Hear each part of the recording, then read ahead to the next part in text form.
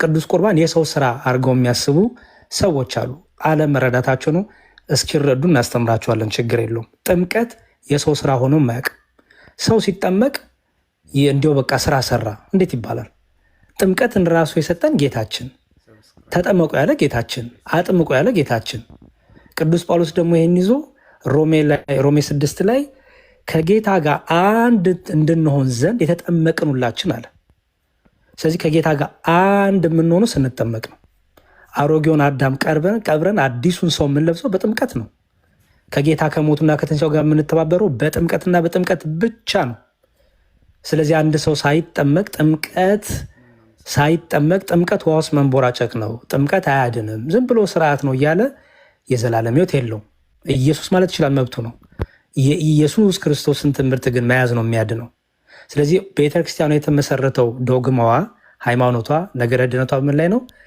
በክርስቶስ ኢየሱስ ክቡር ስጋ ክቡር ደም፣ በቅዱስ ጥምቀት፣ በቅዱስ ቁርባን፣ በሚስጥራት፣ በእነዚህ ጸጋውን እናገኛለን። ጸጋውን ገንዘባችን እናደርጋለን ብለን እናምናለን። በመስቀል ስራው ላይ የእኛ ድርሻ የለም። እደግማለሁ፣ በመስቀል ላይ በተደረገው ስራ በቤዛነቱ የእኛ ድርሻ የለም። ኢየሱስ ክርስቶስ ሊቀ ካህናችን ነው። ኢየሱስ ክርስቶስ መካከለኛ ነው። የሐዲስ ኪዳን አስታራቂ እንለዋለን እኮ ክርስቶስ። ምን እያለን ነው ታዲያ? መካከለኛ ነው፣ አስታራቂ ነው ስንል ከራሱ ጋርም ከአባቱ ጋርም ከመንፈስ ቅዱስ ጋርም ያስታረቀን ነው ብለን እናምናለን።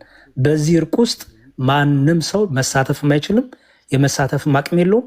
የመሳተፍም ቦታ የለውም። ይሄን ያደረገ በአብ በወልድ በራሱም በመንፈስ ቅዱስ በራሱም በወልድ ፍቃድ በአባቱም ፍቃድ ይህን ያደረገ በተለየ አካሉ አካላዊ ቃል ኢየሱስ ክርስቶስ ነው። ቤዛ ይባላል። ቤዛችን እሱ ነው። ሊቀ ካህናችን እሱ ነው። የሚምር ሊቀ ካህን ነው። ግን እሱ ክርስቶስ ሊቀ ካህን ብቻ አይደለም። ቅዱስ ጳውሎስ ምንድን ያለው? እንደዚህ ያለ የሚምር ሊቀ ካህን ነው። የሚምር ሊቀ ካህን ማለት ነው ማስማር ብቻ አይደለም፣ መሐሪ ነው እሱም ማለት ነው። ሊቀ ካህን ያስምራል እንጂ አያስምርም። ክርስቶስ ኢየሱስ ግን የሚምር ሊቀ ካህን ይባላል። ለምን? እርሱ በመለኮት በስልጣን ከአብ ጋር ከመንፈስ ቅዱስ ጋር ትክክል ስለሆነ። ስለዚህ ኢየሱስ ክርስቶስ የሐዲስ ኪዳን አስታራቂያችን፣ መካከለኛችን እንለዋለን። ክርስቶስ ሊቀ ካህናችን፣ የሚምር ሊቀ ካህናችን እንለዋለን። ሰው የክርስቶስ የማዳን ስራው ላይ የኛ የሰው ድርሻ፣ የመላእክት ድርሻ፣ የእመቤታችን የቅዱሳን ድርሻ የለም። አለ ብለው የሚያወሩ ሰዎች አሉ። ውሸታም ናቸው። የለም። እኔ ለእናንተ ብዬ የማዋሸው ነገር የለም። ምን አገኛለሁ?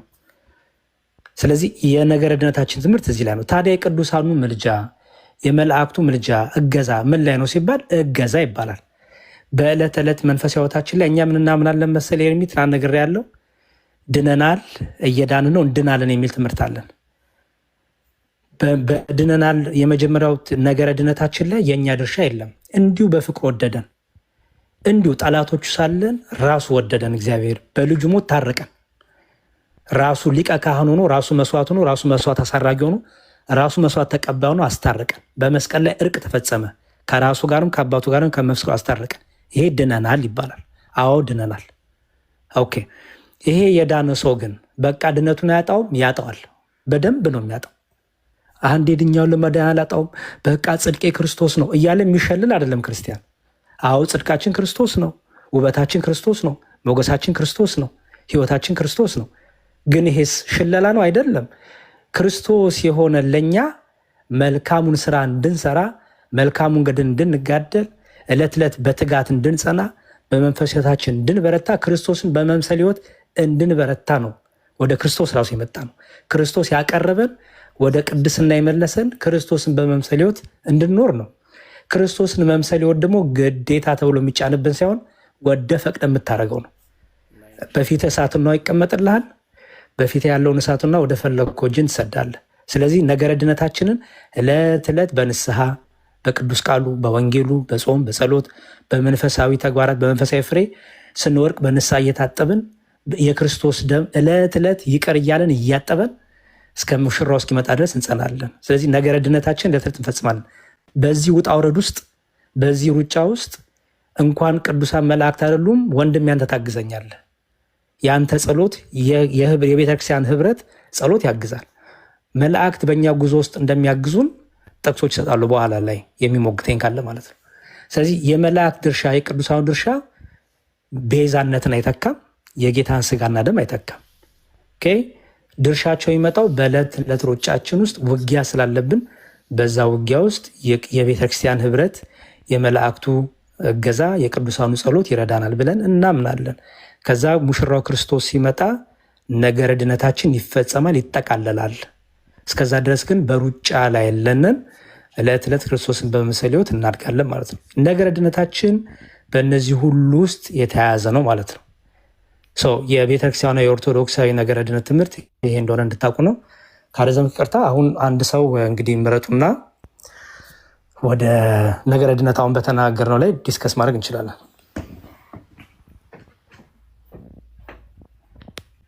ኦኬ፣ ጥያቄ ያላችሁ ከማን ልጀምር? ጆሴፍ ቅድም ጀምሮ እያነሳ ነበር። ሚዩት ቀጥል፣ ከአንተን ጀምር። እሺ፣ መዝሙር ልጠይቅህ። ኦኬ፣ ቤተ እምነት ነህ? እኔ ከወንጌል አማኝ ወንጌል አማኝ የሚባል ቤተ እምነት የለም ወንድሜ። ወደ ጥያቄው ሳትሄድ ወደ እሱ ስለምትሄድ ራስን አይደንቲፋይ አድርጋ አቅም የወንጌል አማኝ አልኩህ እኮ። የወንጌል አማኝ የሚባል ቤተ እምነት የለም። እሺ፣ ፕሮቴስት እሱ አየኸው፣ አቅም ካለ ያመንከውን እውነት አስረዳ። እኔ በእምነት ልክ ጠይቀሃለሁ። መጠየቅ ብቻ ኦርቶዶክስ የሚባልም የለም እኮ መጽሐፍ ላይ አለ። ስለ መጽሐፍ አይደለም፣ ቤተ እምነት የጠየቀህን ብቻ መልስለት። ምንድን ነው? አንተ ዝም በል። እንደዛ እንነጋገር ፕሊዝ።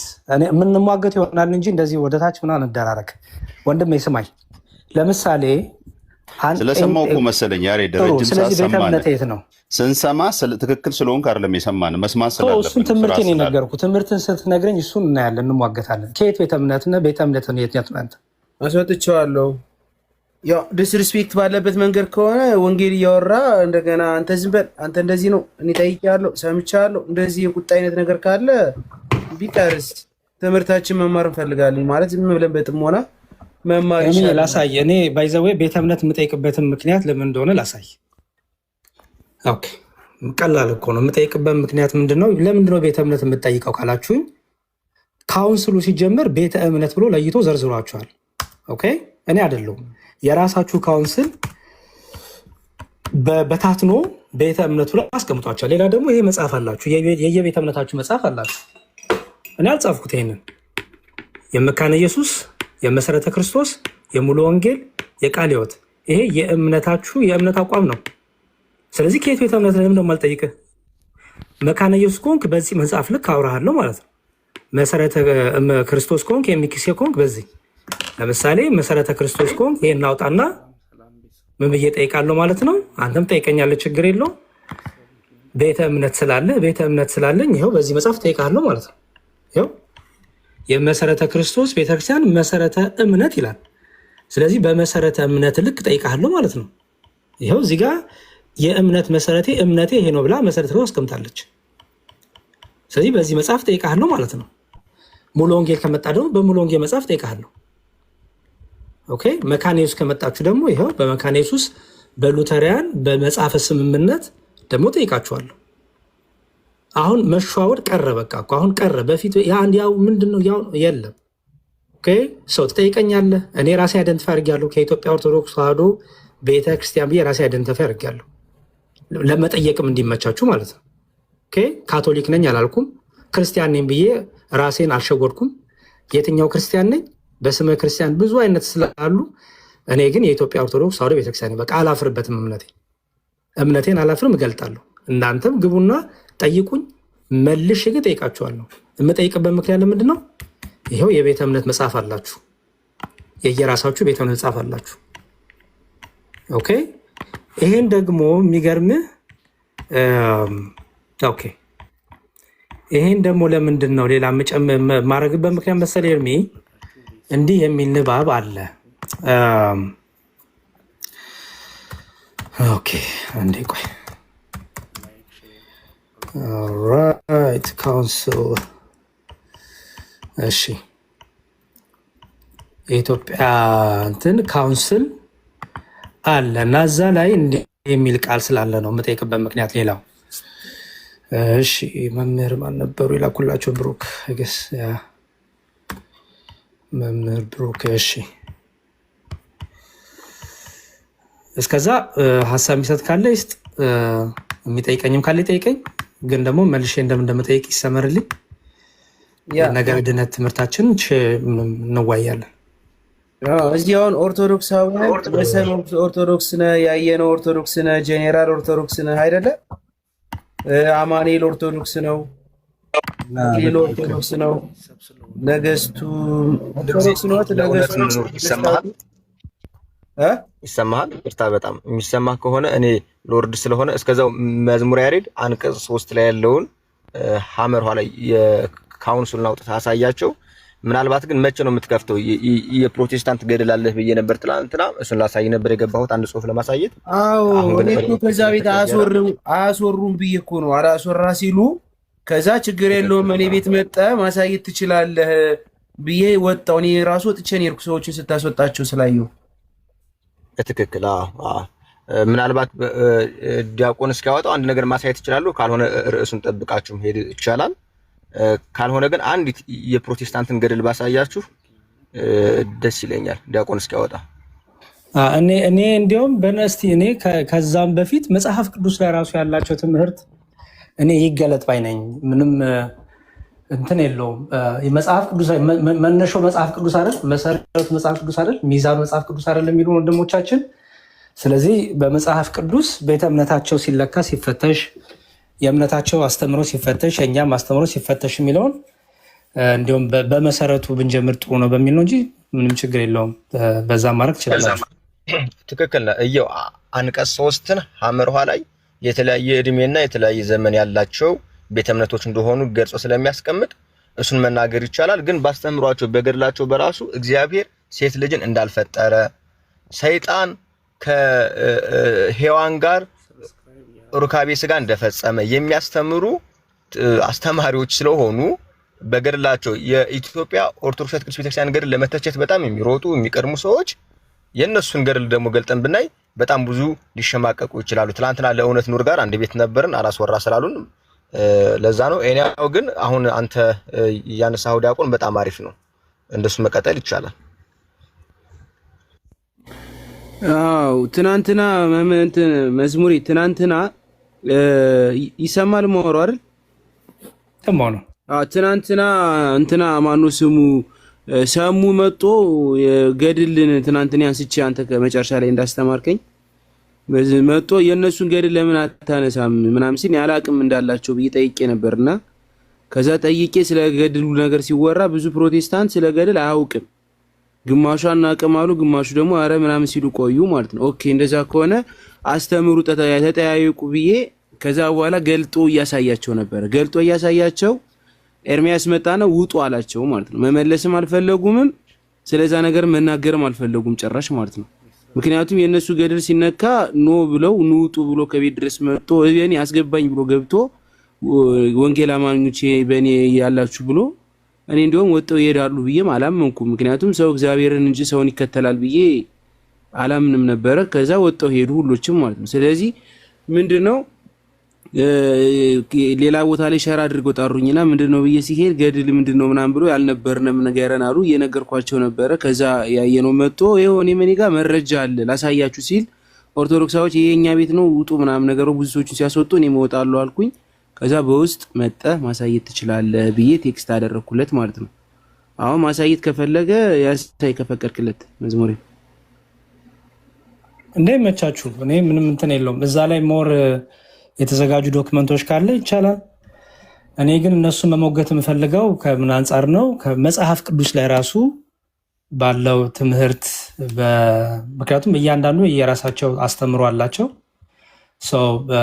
እንዳልኩት በአስተምሯቸው በመጽሐፋቸው ለምሳሌ ከመካነ ኢየሱስ የመጣ ሰው ካለ በመካነ ኢየሱስ እምነት መግለጫዋን አስቀምጣለች፣ ክሪዷን አስቀምጣለች። በዛ ክሪድ ጥያቄዎች ያቀርባሉ፣ እነሱም ደግሞ ያቀርባሉ።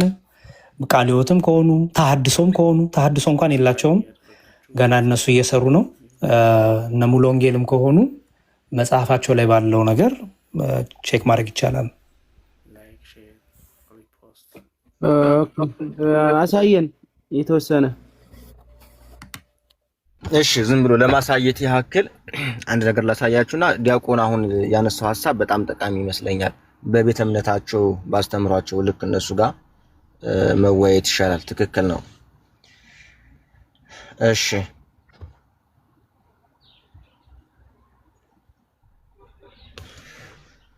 ይሰማል አይደለ? ይሰማል።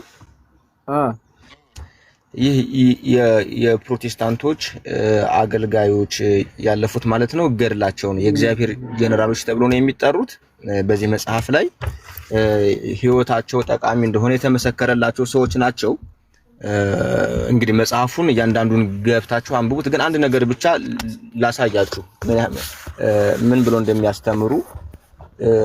የሁሉም ነው አይደለም። እንግዲህ ቅድም እንደተባሉ የፕሮቴስታንት አንድ የሆነ አስተምህሮ ስለሌለ የሁሉም ነው ማለት አንችልም። ግን እስኪ አንድ ክፍል ብቻ ላንብብላችሁና ቀጥሉ። እንደዚህ ይላል። ይሄ የእባብ ዘር የሚለው የሚታያችሁ ከሆነ እንደዚህ ይላል። ውጭን አሳየን። በዛው ያየነው ውጭን ማለት የታተመውን ምናምን አሳየን። እሺ እሺ የእግዚአብሔር ጀነራሎች ነው የሚለው። እሺ አንድ ጊዜ በደንብ እንዲታያችሁ። እሺ የእግዚአብሔር ጀነራሎች ይላል የመጽሐፍ የስኬታቸው ሚስጥር የአንድነታቸው የውድቀታቸው ምክንያት ብሎ የተተረጎመ መጽሐፍ ነው። ይህ በአማርኛ ነው። ከ12 በላይ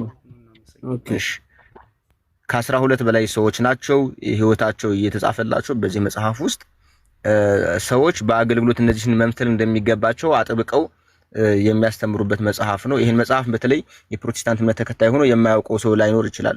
የሚያነቡ ከሆነ ያው ትላንትና አናውቅም ሲሉ ነበር፣ ያነበቡት ግን ያውቁታል። እዚህ መጽሐፍ ላይ ምንድነው የተጻፈው? እዚህ መጽሐፍ ላይ ምንድነው የተጻፈው ብለን ካልን አንዱን ብቻ ላሳያችሁ፣ በጣም ብዙ ስለሆነ ማለት ነው። አንድ ላምብብላችሁና ይቅርታ ከመሄድ በፊት አንድ ጊዜ ሚውት አድርጉትና ሚውት አድርጌሃለሁ። ተራ ሲደርስ ታወራለህ። ባህሩ ተራ ሲደርስ ጥያቄ ሲኖር ጥያቄን ትጠይቃለህ። አሁን ይሄኛው ሌላ ኢሹ ነው። እያስተማረ ያለ መዝሙሬ ነው። ጥያቄ እንድጠይቁ ለጥፌላችኋለሁ። ጥያቄ እንድጠይቅ በኋላ ትጠይቃለህ። አሁን ግን የምናወራው የትናንትና ኢሹ ነው። የለንም ስላሉ ስለዛ ትናንት የተነጋገርንበትን እያወራን ነው። ይቅርታ ሚውት አድርጌሃለሁ። እንደዚህ ይላል። አመሰግናለሁ ኤርሚ። የእባቡ ዘር ይልና ርዕሱ ስለ ሴቶች ሲያስተምር ሴት ልጅ በእግዚአብሔር የተፈጠረች ሳትሆን ከወንድ ውስጥ የተገኘች ነች በማለት እንስሳት በእግዚአብሔር ከምንም ስለተፈጠሩ ከሴቶች በተሻለ መልኩ ደረጃ ያላቸው ፍጥረታት ናቸው የሚል ሐሳብ ያቀርባል። ሴቶችን በተመለከተ በሁለተኛ ደረጃ ሲገልጽ በምድር ላይ በቀላሉ የሚታለሉና ታማኝነት የጎደላቸው ናቸው በማለት ብርሃንም በተጨማሪ ሲያስተምር ሴቶች የእባብን ዘር እንደተሸከሙና አያይዞም ሴቷና እባቡ በኤደን ገነት የግብረ ሥጋ ግንኙነት በመፈጸም ቃየልን ወልደዋል በማለት ያስተምራል። ብርሃንም ሲናገር የእግዚአብሔርን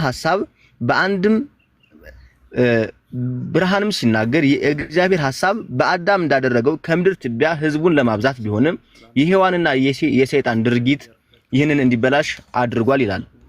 በሔዋን ምክንያት ከሰይጣን ጋር ሔዋን እስኪ በደም እንዲነበብ እንትን ስለማነበው ነው። እሺ በሔዋን ምክንያትና ከሰይጣን ጋር በፈጸመችው የግብረ ሥጋ ግንኙነት ዝቅተኛ የሆነ የአፈጣጠር መንገድ ማራባስ ሊመጣ ችሏል። እንደ ብርሃንም አገላለጽ ሁሉም ሴቶች የሰይጣን ዘር ተሸክመዋል።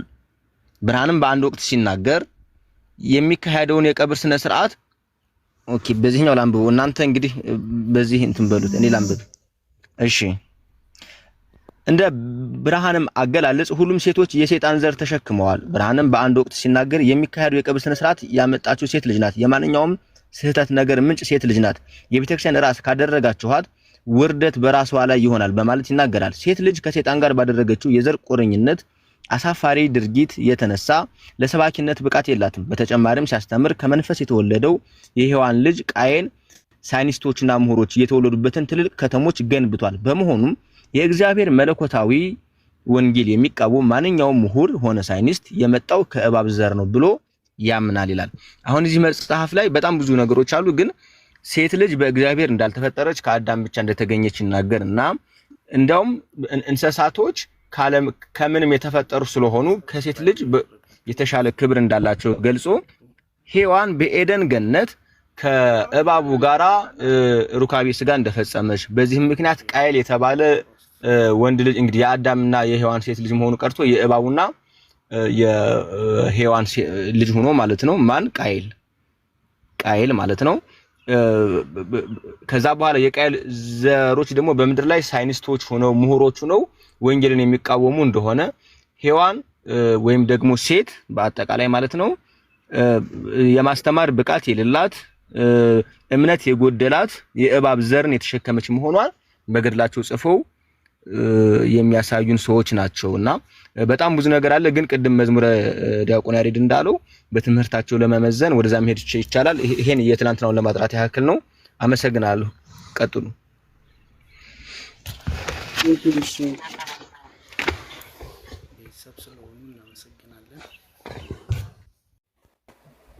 ኦኬ መዝሙሬን እንቀጥልና ጥያቄያችሁን አቅርቡ ስትባሉ እንግዲህ ማቅረብ ነው። ከዛ ጥያቄያችሁን በፍቅር ሰምታችሁ ምላሻችሁን ሰምታችሁ ትሄዳላችሁ። ብራ እንትና ማነው ባህሩ አሁን ነው የገባ። ከመጀመሪያው የኦርቶዶክስን መጽሐፍ ቅዱስ ውጭ ወዴት ትሄዳለህ? መጽሐፉ ከየት እንደታተመ ነግራችኋል አይደል? አንዴ ድገምላችሁ። ያየ ነው። ኦኬ አሳይቼ ነበር አልታየም? አሳይታችኋል። ያው እንደመጡ የምን መጽሐፍ ነው እያሉ ነው እኮ የእግዚአብሔር ጄኔራሎች የሚለው መጽሐፍ ከ12 በላይ የሆኑ አገልጋዮች ህይወታቸው የተጻፈበት ነው። ማሳየት ይቻላል። አሁን ምናልባት ይሄ ነው መጽሐፉ። በአጠቃላይ ስለ መጽሐፉ ይዘት ከፈለጋችሁ ሙሉን እንትን የጀርባውን አንብቡት። ካልሆነ የእግዚአብሔር ጄኔራሎች ብትሉ በቃ ማየት ይቻላል። ፕሮቴስታንት ነው። አዎ እንዴ እነ ካትሪክ ኩርማን እኮ ነው ያሉበት። እነ ካትሪክ ኩርማን የፕሮቴስታንት ሰባኪ አይደሉ እንዴ? በመንፈስ ቅዱስ የሚያገለግሉ የነ ካትሪክ ኩርማን ህይወት የተጻፈበት መጽሐፍ ነው። ማየት ይቻላል። ይኸው ካትሪክ ኩርማን ከነ ፎቶዋ አለች። ኩልማን ትታያችሁ ከሆነ ማለት ነው። እንደሱ ነው ወንድሜ።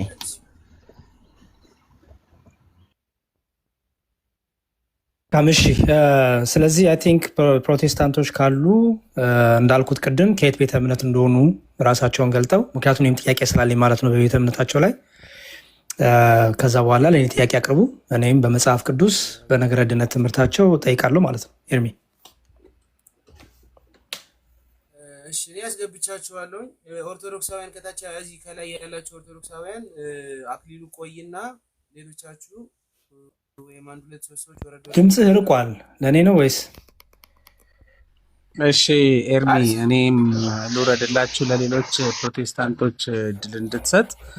ቅድም በድነት ጉዳይ ላይ ብዙዎች ይሰማል። ኤርሚ፣ ሁላችሁንም ሰላም ብያለሁ። መዝሙር ሁላችሁንም። ቅድም ኤርሚ በድነት ጉዳይ ላይ ብዙዎች ሲነጋገሩ ነበር፣ ኢቨን ከተለያየ የቤተ እምነትም ሆነው። አሁን ላይ ግን ያው እውነት ሲመጣ ከሐሰት በእውነት ፊት መቆም እንደማትችልም እያየን ነው እና እኔ ልውረድላቸው እና ሌላ የሚሞግቱ ካሉ ለእነሱ ድሉን ስጥ። ከስር እከታተላለሁ፣ ሰማለሁ። አልሰማም። ምን ይሆን መዝሙር አልሰማችሁም? እኔ አሁን ትሰማለህ። ችግር የለውም ትሰማለህ። እኔ እያልኩኝ ያለሁትኝ ኦርቶዶክሳውያን ከላይ ያላችሁትኝ ያው እናንተ ጥያቄ የላችሁ። ቅድም መዝሙር ያው ሊል የፈለገው ጄኔራል ምንድነው ቅድም በጣም ሲሞግቱት ነበረ በምንድነው በምልጃ ዙሪያ ላይ ሲያወሩ ነበርና አሁን አንተ ስትመጣ ጣፉ የሉም ከታች አሉ። ያው ግን ገስት አለው እንግዲህ ያለው አልተመቻቸው ነው የሚል በዛ መልኩ ትልቁ ነገር እኔ የምፈልገው ምንድነው ከየት ቤተ ቃልዮት ከሆኑ ከቃልዮት ነኝ ይበሉኝ፣ ተሐድሶም ከሆኑ ከተሐድሶ ይበሉኝ፣ እንደመጡበት ቤተ እምነት ይናገሩ። ምክንያቱም የቤተ እምነታቸው መጽሐፍ እጄ ላይ ስላለኝ በየቤተ እምነታቸው መጽሐፍ ልክ እኔም ጥያቄ ስላለኝ ማለት ነው ሰው እነሱም ጠይቁኝ፣ በመጽሐፍ ቅዱስ ያለውን ነገር አስረዳለሁ እግዚአብሔር እንደረዳኝ። ኦኬ መግባት የምትፈልጉ የምትጠይቁ ካላችሁ ቀንነት ካላችሁ ማለት እንደዚህ ነው ልክ ምናምን ሳይሆን ያልገባችሁን ጠይቃችሁ። ሁላችሁም የወጣችሁ ከኦርቶዶክስ አይደለ? ከኦርቶዶክስ የወጣችሁበት ምክንያት ምን እንደሆነ ባይታወቅም ግን ጥያቄ ካላችሁ በየቀኑ ቤት እየተከፋቱ መጮህ ኦርቶዶክስ ቼና አታስተምርም፣ ኦርቶዶክስ እንደዚህ ታደርጋለች፣ ይሄ እንደዚህ ነው፣ ይሄን ታምናለች የምትሉትን እንደዚህ ታምናላችሁ፣ ይሄ እንደዚህ ተብሎ መጠየቅ ትችላላችሁ ማለት ነው። እሺ አሁን በባህሩ ጥያቄ ነው ያለህ ወይስ አስተያየት ነው? ጥያቄም አስተያየትም የሚቻል ከሆነ አስተያየቱ ይቆይና ጥያቄ ግን ካለ ለኛ ዛሬ ጥያቄ ነው ጠይቁ ነው የሚለው ጥያቄ ብቻ መልሼ እንደምጠይቅ ግን ይስማማል ባህሩ? አዎ ከጠየቅከው ይመልሳል። እየነገርከው እየሰማ ነው አይደለ? ባህሩ ሰላም ላንተ ይሁን። ሰላም መዝሙር። እግዚአብሔር ይመስገን። ከጠየቄኝ በኋላ መልሼ እንደምጠይቅ ፈቃደኛ ነህ? በትክክል መልካም። እሺ ከየት ቤተ እምነት ነህ ባህሩ? እኔ የፕሮቴስታንት ቤተ እምነት ተከታይ ነኝ። ቤተ ክርስቲያኔ የማመልክበት ዲኖሚኔሽን ሙሉ ወንጌል ይባላል። ከሙሉ ወንጌል። ፐርፌክት። በጣም ጥሩ። እሺ ባህሩ ጥያቄ ነገር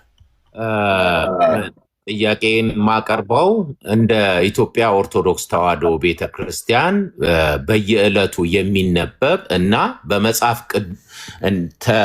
ተጠርዞ የሚሰበክ ገድል ማስረጃ እየሰጠኸኝ ባህሩ? ልጠይቅህ እኮ ነው። ማስረጃ እየሰጠኸኝ ባህሩ ወንድሜ፣ በማስረጃ ይሁን ፕሊዝ። በማስረጃ እኮ ልጠይቅህ እኮ ጥያቄ ነው የምጠይቀው። ጥያቄ በማስረጃ አድርገው ነው ያልኩህ። አዎ ልጠይቅህም ፈቃደኛ አይደለህም? አላልኩም። በማስረጃ ጠይቀኝ ነው ያልኩት። ማስረጃህን እንደ ኢትዮጵያ ኦርቶዶክስ ቤተክርስቲያን የፕሮቴስታንት ቤተ እምነት የሚነበብ ገድል አላት ወይ?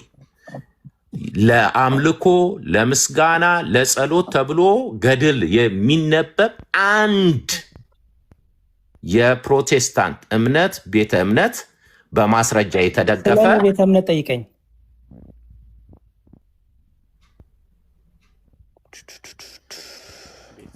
ስለአንተ ቤተ እምነት ሰው ስለኔ ቤተ እምነት ጠይቀኝ።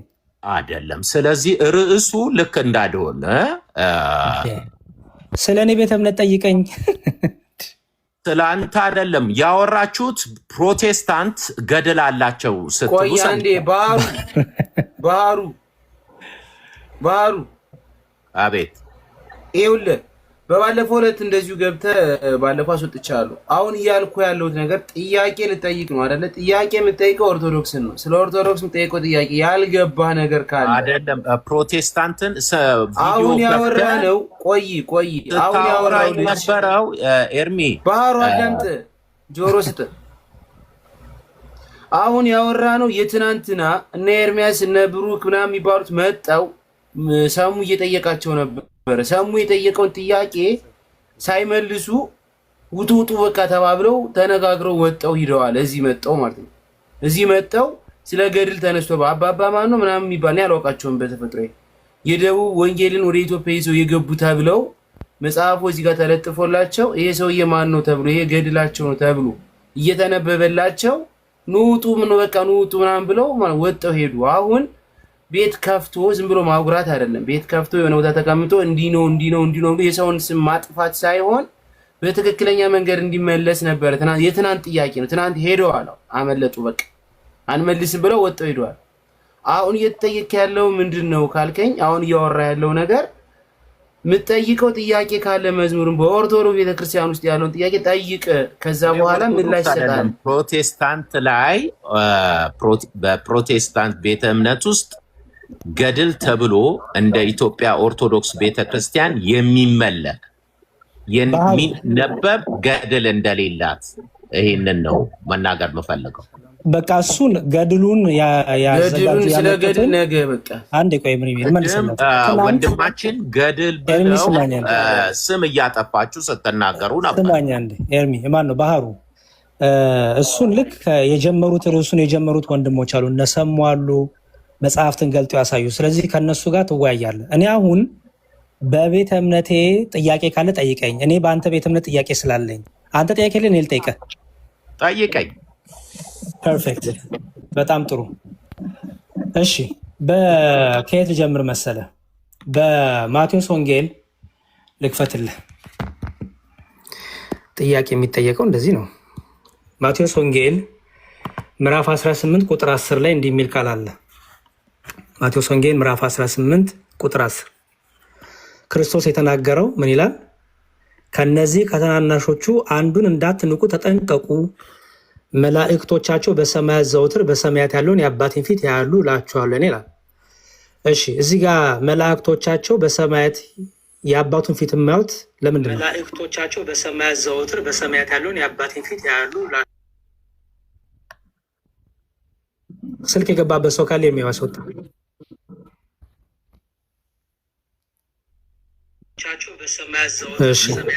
ይስተጋባል። እሺ ልድገምልህ። አይ ቲንክ ስልክ የገባበት ሰው ገብቶ ነው። ኦኬ የማቴዎስ ወንጌል ምዕራፍ 18 ቁጥር 10 ላይ ከነዚህ ከታናናሾቹ አንዱን እንዳትንቁ ተጠንቀቁ፣ መላእክቶቻቸው በሰማያት ዘውትር በሰማያት ያለውን የአባቴን ፊት ያያሉ እላችኋለሁና። መላእክቶቻቸው የእግዚአብሔርን ፊት የሚያዩት በምን ምክንያት ነው? እዚህ ላይ እኔ የምረዳው የእኔ መረዳት ነው። ከታናናሾቹ በማለት ሕፃናትን ብቻ ሳይሆን በእርሱ የሚያምኑትን ትሑታንን፣ ደካሞችን እነዛን ይመለከታል ብዬ ነው ማስበው። ማቃለል፣ መናቅ ወይም ዋጋ የሌላቸው እንደሆነ መቁጠር እንደማይገባል ይህን ነው ይሄ የሚያስጠነቅቀው። ጨረስክ ባሮ ወንድሜ? ልድገምልህ? ጥያቄ ልድገምልህ እንጂ እኔ ጥያቄን አልሰማኝም ማለት ነው። የጠየቁ ጥያቄ ከነዚህ ከተናናሾቹ አንዱን እንዳትንኩ ተጠንቀቁ ካለ በኋላ መላእክቶቻቸው በሰማያት ዘወትር በሰማያት ያለውን የአባቴን ፊት ያያሉ እላችኋለሁና። ጥያቄ መላእክቶቻቸው የእግዚአብሔርን ፊት የሚያዩት ለምንድን ነው? መላእክቶቻቸው የሚለው እግዚአብሔር ለሕዝቡ የሚያደርገውን ጥበቃና እንክብካቤ ነው የሚያሳየው። እኔ የጠየኩ መላእክቶቻቸው የእግዚአብሔርን ፊት ለምንድን ነው የሚያዩት ነው ያልኩህ። የሚለው እግዚአብሔር ለሕዝቡ የሚያደርገውን ጥበቃን እንክብካቤ ሊያሳይ ነው። ስለዚህ አማኞች በእግዚአብሔር ዘንድ እጅግ ውድ ናቸው፣ የክብደቱን ለማሳየት ነው። እግዚአብሔር ትንሽ ነው፣ ደካማ ነው፣ ወይንም ዝቅ ያለ ነው የሚያከብረው ሳይሆን እጅግ ለሁሉም ያለውን አክብሮት፣ ጥንቃቄ ነው የሚያሳየው። እሺ ጥያቄውንም ልድገምልህ፣ መመለስ ካልፈለግ ተዋለሁ። ጥያቄው በደንብ ስማኝ። አንድ ሚዩት አድርጉልኝ ፕሊዝ። አንተ በምትፈልገው ላልመልስልህ እችላለሁ፣ ችግር የለውም። የኔ ድርሻ ጥያቄውን ማቅረብና ኤክስፕሌን ማድረግ ነው። አንተ ካልመለስክ መብትክ ነው፣ ችግር የለውም። ጣሩ ጥያቄው የኔ ጥያቄ መሰለህ። ለመጨረሻ ልጠይቅህ። ጌታ ምን አለ? ከነዚህ ከተናናሾቹ አንዱን እንዳትንቁ ተጠንቀቁ አለ። እንዳትንቋቸው ተጠንቀቁ። የታናናሾቹ ላይ የፈታውን በጣም እስማማለሁ። ፐርፌክት ነው፣ እስማማለሁ ከአንተ ጋር። እንዳትንቁ ካለ በኋላ ግን መላእክትን አመጣ። መላእክትን አመጣና ምን አለ? የእነዚህ መላእክቶቻቸው አለ። መላእክቶቻቸው እነዛ የምትንቋቸው፣ ምክንያቱም መላእክቶቻቸው ይላል በሰማያት ዘወትር በሰማያት ያለውን የአባቴን ፊት ያያሉ እላችኋለሁና። ከነዚህ ሰዎች መናጋ የመላእክቱ የእግዚአብሔርን ፊት ማየት ምን አገናኝቶት ነው ጌታን ያስተማረው? መላእክትስ ለምንድን ነው የእግዚአብሔርን ፊት ስለሚናቁት ሰዎች የሚያዩት ነው ጥያቄ። ያው የጌታ ኢየሱስ ክርስቶስ አስተምሮ እንደምታየው እንደምንረዳውም ከመጽሐፍ ቅዱስ ምሳሌያዊ አስተምሮ ነው። የዛ ትርጉምና ሚስጥርን ለደቀ መዝሙሩ ነው በተለያየ ቦታ ላይ ሲያስተምር ሲነግራቸው የምናውቀው። ስለዚህ ኢየሱስ እዚህ ላይ ተናናሾቹ በማለት ሕፃናትን ብቻ ሳይሆን በእርሱ የሚያምኑትን ትሑታንን፣ ደካሞችን ደግሞ ይመለከታል ለማለት የሚለውን ነው እኔ የምረዳው። ኦኬ በቃ እሺ ቶ እሺ ሌላ ሰው ይመልስልኝ ካለ ያው ከሌላ ፕሮቴስታንት ካለ እቀበላለሁ። አንድ ልጨምር ወይስ አንተ ጥያቄ አለ? እኔ ገድሎች ብለህ ባልከው ጉዳይ ነው። እንደኔ ማስረጃ ትጠይቀኝ። ገድሎች ፕሮቴስታንት አላቸው የሚባል ከመጽሐፍ ቅዱስ ውጪ የተጻፈ እምነት እኔ እንደነገርኩ ቤተ እምነቴም ሁለተኛ የፕሮቴስታንት አማኞች የበላያችን ምንታዘዘው ምንገዛለት የእግዚአብሔር ቃል ነው ብለው ነው የሚያምኑትም የሚከተሉትም ፕራክቲስ የሚያደርጉት የመጽሐፍ ቅዱስ የእግዚአብሔር ቃል ነው በሚል ብቻ ነው። እሺ አሁንም ስለ እኔ ቤተ እምነት ጠይቄን ነበር ያልኩ። እሺ እድል ከሰጠኝ አንድ ልጨምርልህና ጥያቄ ዛሬ ልጠይቅህ አልገባውም። የሰማሁት ድንገት እንደገባው በቃ ካልሆነ የለም ብሏል ኤርሚያስም ስላለ እዘለዋለሁ። መጽሐፍ ቅዱስ ነው የኛ ገድል የሚባል ነገር የተጻፈ እንደ ኦርቶዶክስ ቤተ እምነት ምናመልከው። ባህሩ ፕሊዝ ማስረጃ እንደኔ ማስረጃ እየሰጠ ብታወራ አይ ቲንክ ጥሩ ነው። በቃ ማስረጃዊ ሬዲ ስትሆን በሌላ ቀን ትሰጠኛለህ። አንድ ልጨምርልህና ወደ ሌላ ወንድሞች እሄዳለሁ። ሌሎችን መጠየቅ ትችላለህ። ይቅርብህ። እሺ በቃ ጥሩ። እሺ ሌላ ሰው ጋር ጠይቅህም አንደኛ ነፃነት እኩልነት ተሰምቶኝ ልትጠይቀኝ እንጂ ልጠይቅህ አልችልም። እዚህ ቦታ ኤርሚያስ ነፃ አይደለም፣ በተጽዕኖ ውስጥ ያለ ሰው ስለሆነ ኤርሚዬ ፕሊዝ አሁን አይጠቅምም። ባህሩ ፕሊዝ ማለት ነፃነት ተሰጥቶ አወራ። ከዛ ኤርሚያስ ገስት ልከህ ገብተህ ኤርሚያስ ነፃነት የለውም ስትል በጣም አንተ ላይ እንትን ይልብሃል። ሰው በቃ እንዲህ እኮ በሰላም ጨርሻለሁ ታንኪዩ ብለን እኮ መለያየት ትችላለህ። ኦኬ እሺ። ቦርን አጌን ከየት ቤተ እምነት ነህ? ኦኬ ሰላም ብያለሁ። እግዚአብሔር ይመስገን። እንዴት ነህ? አሮማ ቤተክርስቲያን ነህ? ቤተ እምነት አሮማ የሚባል ቤተ እምነት ነው። አሮማ ቤተክርስቲያን ነው። በቃ እሺ። የቤተ እምነታችሁ መጽሐፍ አለ? አንተ ምን የምትቃጃ አንተ ሰውዬ፣ አሁን ገብተህ ነበር እኔ ጋር ተሐድሶ ነኝ አላልከኝም እንዴ? እና ምንድን ነው እና አሁን ደግሞ ሮማ የምትል ደግሞ ከምን የበጋሻው ቸርች ነው። ችግር የለውም። የበጋሻው ቸርች ማለት ነው። ምን ሆነ ነው ኤርሚ? በጋሻው ይሁን ምን ይሁን ቅድም መጡ ያለኝ እኮ ለእኔ ምንድነው ተሐድሶ ቤተክርስቲያኑ መታደስ አለበት አልክ አይደል? ቦርን አጌን እኔ ግን ከሆነ ጊዜ በፊት እኔ ተሐድሶ አይደለሁም ጴንጤ ሆኛለሁ ብለህ ነበር። ደግሞ ተሐድሶ ተመለስክ? አላልኩም። ተሐድሶ ነኝ ነው ያልኩት። እሺ ተሐድሶ ነኝ ብሏል። ችግር የለውም። ከኤርሚሻዎች በፊት ለኤርሚ ስትለው እኔ ነበርኩ በቦታው። አዎ እንዴ አሁን እያለኝ ዲዋሽን ፊት ለፊት ቦርን አጌን ቤተ እምነት ተሐድሶ ነኝ ብያለሁ። ሁሌ የምለው ነው እኮ እሱ። ችግር የለውም። የቤተ እምነት የእምነት መግለጫ መጽሐፍ አለው ተሐድሶ? አሮማ ቤተክርስቲያን የሚል ነው የምገለገለው። የእምነት መግለጫ ነው የጠየቁ እኮ እንትን ላይ ጎግል ላይ ሰርች አድርገው አሮማ ቤተክርስቲያን ምን ብዬ ልጻፍ? የእምነት መግለጫ የሚል እሱን እንትን ማለት ምን ብዬ ልጻፍ? እኔ ዛሬ ገና ስሰማው የእምነት መግለጫም እንዳላችሁ ለዛ ነው አንዴ ልጻፍ። አሮማ የሚለው መልካም መዓዛ ማለት ነው። ኧረ እኔ ስለሱ አይደለም ትርጉሙን አልጠየኩም። የእምነት መግለጫችሁን የፈለግኩት ምን ብዬ ልጻፍ? አሮማ ምን ብዬ ልጻፍ? በጣም ይቅርታ አሮማ ትናንትና ነው የተከፈተው እና ኦልሞስት ይሄ ልጅ ስናውቀው ከ3 ዓመት በላይ ተጣጣይናል። አሮማ ከተከፈተ ዓመት አይሆነው። አማራ ክልል ነው ያለው። ሰሙ እኔ መጣው ሄድኩኝ ካላ ቤተ እምነት መጽሐፍ ሊሰጠን ስለሆነ እኮ ልናየው ነው። አሮማ ችግር የለውም። ሰሙ ጋር እንትን አልልም። ችግር የለውም። ቆይ አሮማ ቤተክርስቲያን ብዬ ልጻፍ? አሮማ ምን ብዬ ልጻፍ?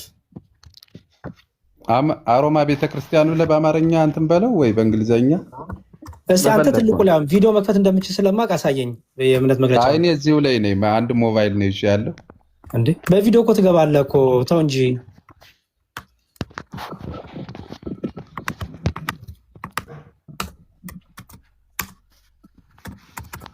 እሺ አሮማ ቤተክርስቲያን ብዬ ጽፌ ያለው ምንም ነገር አልወጣልኝም። ያው አሮማ ቤተክርስቲያን ፒዲኤፍ ብዬ ጽፌ ያለው የመጣ ነገር የለም።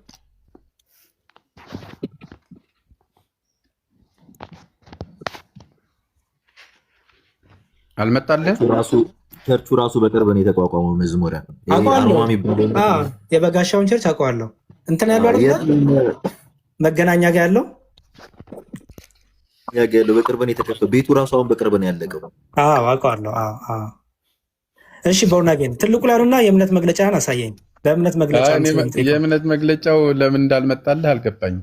አሳየኝ። ቪዲዮ ከፍተህ እኮ ከኔ ጋር ታውቃለህ። ቦርን አጌን ቪዲዮ ክፈትና አሳየኝ ፕሊዝ። እኮ እኔ በአንድ ሞባይል ነው ያዝኩት ነው እኮ የምልህ። ባለፈው እኮ በቪዲዮ በካሜራ እኮ አይደለም የገባው፣ በስልክ እኮ ነው የገባው። ቦርን አጌን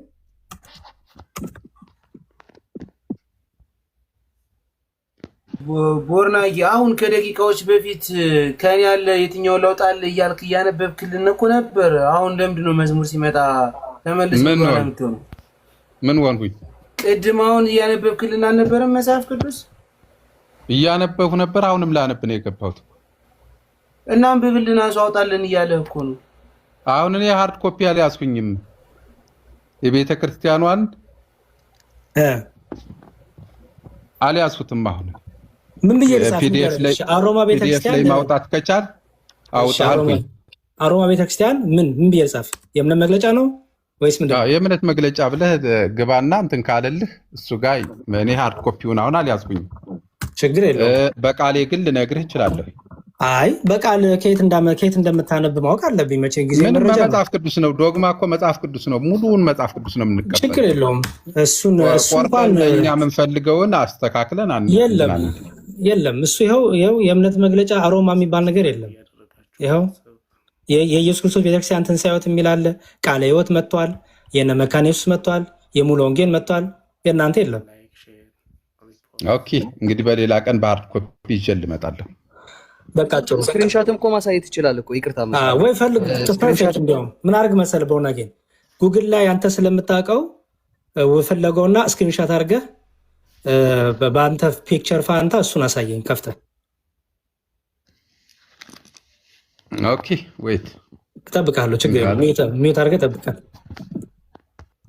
ኤርሚ ከታች ያላችሁ ምክንያት ኤርሚሻ ታብ ኮፒ ሊንክ አድርጉ በላቸው፣ ዋርኒንግ እንዳይሰጡኝ። ጥሩ ታብ ኮፒ ሊንክ እያደረጋችሁላችሁም። ይሄን የምናደርግበት ምክንያት ምንድን ነው? በስመ ፕሮቴስታንት ብዙ ጊዜ ተሸውደናል። አንድ ነን እየተባለ አሁን ግን የሚያነብ ትውልድ፣ የሚጠይቅ ትውልድ መጽሐፋችሁን እያንዳንዱ ቤተ እምነታችሁን ልዩነት እንዳላችሁ እናንተም እየመሰከራችሁ ነው። ጭራሽ እንዲሁም አንዱ አንዱን እንዳትመጣ እያለ ነው። ስለዚህ በቤተ እምነታችሁ ተሐድሶም ከሆንክ የተሐድሶ ቤተ እምነት መጽሐፍ፣ ምክንያቱም መጽሐፋችሁ እምነታችሁ ምን ይላል የሚለውን ማወቅ ስለምፈልግ ማለት ነው። ከዛ በኋላ በእምነታችሁ ልክ እንጠይቃችኋለን፣ በእምነታችን ልክ ጠይቁናላችሁ ማለት ነው። ይሄ መሸዋወድ ምናምን በቃ ይሄ አሁን ቀረ። ሁሉ ነገር ወደ ብርሃን ይመጣል ማለት ነው። አይ መቆየት ጥሩ ነው ማለት አንዳንድ ጊዜ በጣም ብዙ ውሸት እያየው ነው፣ በጣም ብዙ ውሸት እየሰማው ነው። ኦርቶዶክስ ትጠየቃለች ብቻ መልስ የለም። ይሄን ላሳየ። ይሄ ማለት ይኸውልህ የኢትዮጵያ ወንጌል አማኞች አብያተ ክርስቲያናት ካውንስል ነው። ይሄ የካውንስል ማለት ጠቅላላ በፕሮቴስታንት ጥላ ውስጥ ያሉ ቤተ እምነቶችን የሚያስተዳድር ነው ማለት ነው፣ የሚመራ ነው። በደንብ አስተውልና ስማኝ። ይሄ እነሱ መጽሐፍ ነው ይላል። መታደሪያ ደንብ ይላል። እንደምታየው ይኸው የኢትዮጵያ ወንጌል አማኞች አብያተ ክርስቲያናት ካውንስል ይላል። ከዛ እዚህ ውስጥ ካውንስሉ ዘርዝሯቸዋል። ቤተ እምነቶች ምን እንደሆኑ ሁሉ ዘርዝሯቸው። ከዛ ምን ይላል መሰለ? አርማው ይላል። ይኸው እዚህ ጋር አርማው ይልና አንቀጽ 3 ገጽ 9 ላይ ይኸው የካውንስሉ አርማ ይሄ አይደለ? የሚታያል። ይሄ ቢጫው ነገር አለ፣ መስቀል አለ፣ መጽሐፍ ቅዱስ አለ።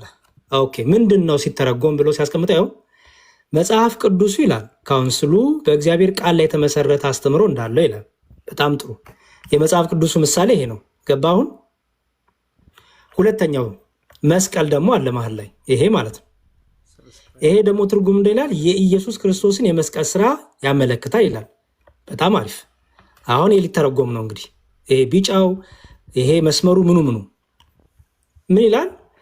መደቡ ላይ ያሉት የተያዙ ቅርጾች ይላል። እነማ እነዚህ የተያዙ ቅርጾች አይደሉ የሚታዩ? የተያዙ ቅርጾች ምንድናቸው ይላል? የተለያየ እድሜ እና አስተምህሮ ያላቸው ቤተ እምነቶች እና ህብረቶች ይላል። አየው፣ የተለያየ ምን ያላቸው እድሜ፣ ቀጥሎ ደግሞ የተለያየ ምን አስተምህሮ። ስለዚህ በፕሮቴስታንት አንድ አይነት አስተምህሮ የለም ማለት ነው። የተለያየ እድሜን ያላቸው ቃለ ሕይወት ከሙሉ ወንጌል፣ ሙሉ ወንጌል ከመካነ ኢየሱስ፣ አሁን ደግሞ አሮማ ቸርች አለን ብቻ የሚባሉት ሁሉ የተለያየ እድሜ የመጡ ናቸው። የተለያየ እድሜ ላይ መጡ ስለሆኑ ደግሞ የተለያየ አስተምህሮ አላቸው። ስለዚህ በአስተምህሮ ስለማይገናኙ ቅድም እንዳሳየው የቤተ እምነታችን መተዳደሪያ ብለው እያንዳንዱ ቤተ እምነት የተዘረዘሩት ቤተ እምነት ምን አስቀመጡ ማለት ነው? ይሄን አስቀመጡ ማለት ነው። ይኸው የየቤተ እምነታችን የእምነት መግለጫ ብለው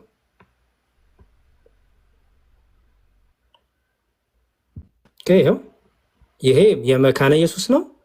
የመካነ ኢየሱስ የእምነት መግለጫ ከነ ሙሉ ወንጌል ጋር አይገናኝም። በመካነ ኢየሱስ ውስጥ ቅዱሳን መላእክት ስለ ሰው ልጆች እንደሚጸልዩ ያስቀምጣለች። እንደምታምን በሰማይ ያሉ ቅዱሳን በምድር ያሉትን ሰዎች በጸሎት ያስባሉ፣ ስለ እነሱ ይለምናሉ ብለው ያምናሉ። ሙሉ ወንጌል ይህን አታምነው። አብቅቶላቸዋል ሞቷል ብላ ነው የምታምነው። ቃለ ሕይወትን ይህን አታምነው። መጽሐፈ ስምምነት የመካነ ኢየሱስ ላይ ህፃናት መጠመቅ ግዴታቸው ነው። የህፃናት ጥምቀት ግዴታ ነው። እንዲሁም ከኦርቶዶክስ የመጣ ሰው መካነ ኢየሱስ ቤት አይጠመቅም። ኤርሚ ይህን ታውቃለህ? አንተው መካነ ኢየሱስ እንዲያው ልሂድ ብትል አያጠምቁህም። ምክንያቱም በአብ በወልድ የሚደረገው በአብ በወልድ መንፈስ ቅዱስ የሚጠመቀው ጥምቀት አንዲት ናት ብሎ ያምናሉ።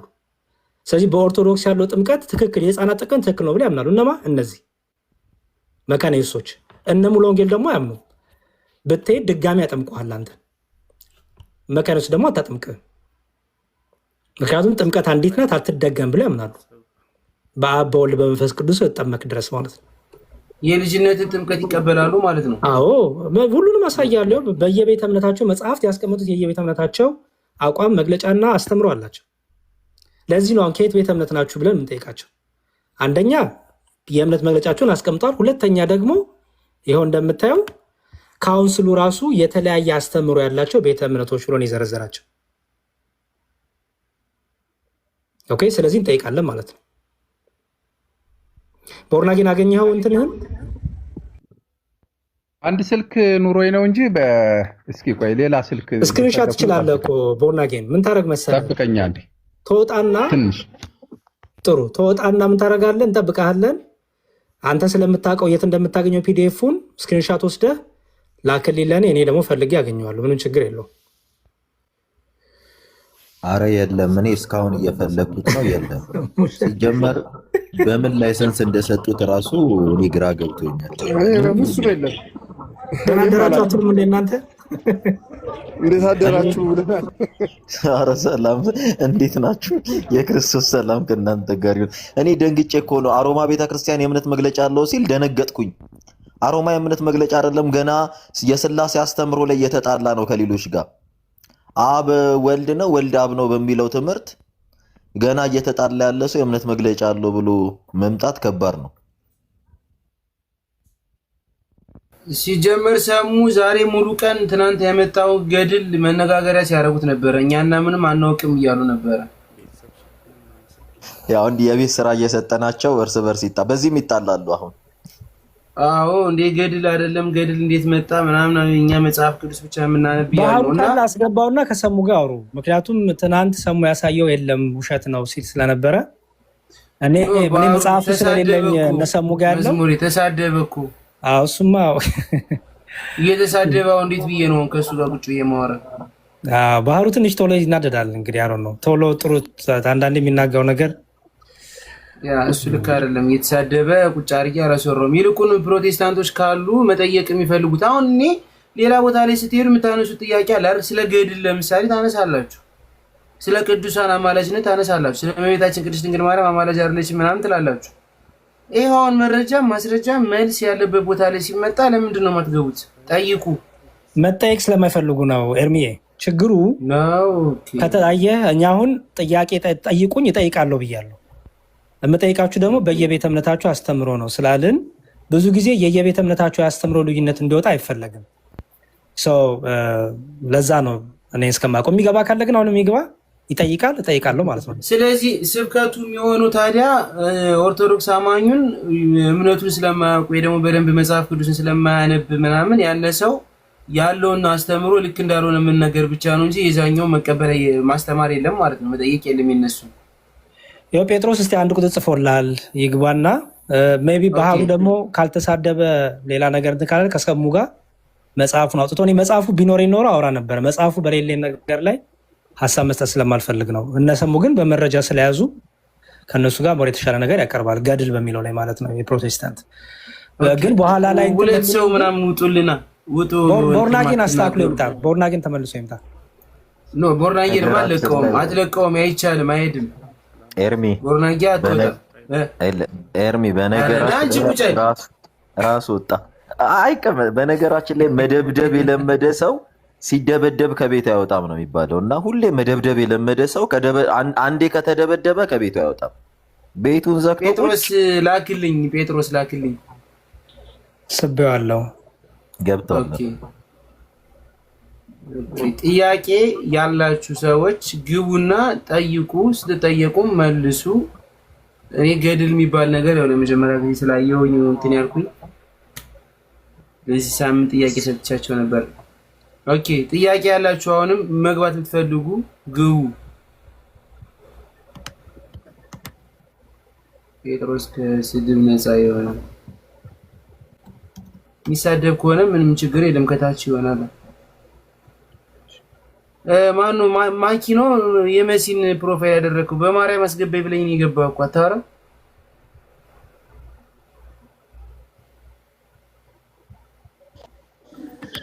ሰላማችሁ ይብዛ። አይ እኔው ልሰማ ላዳምጣችሁ ነው የገባሁት።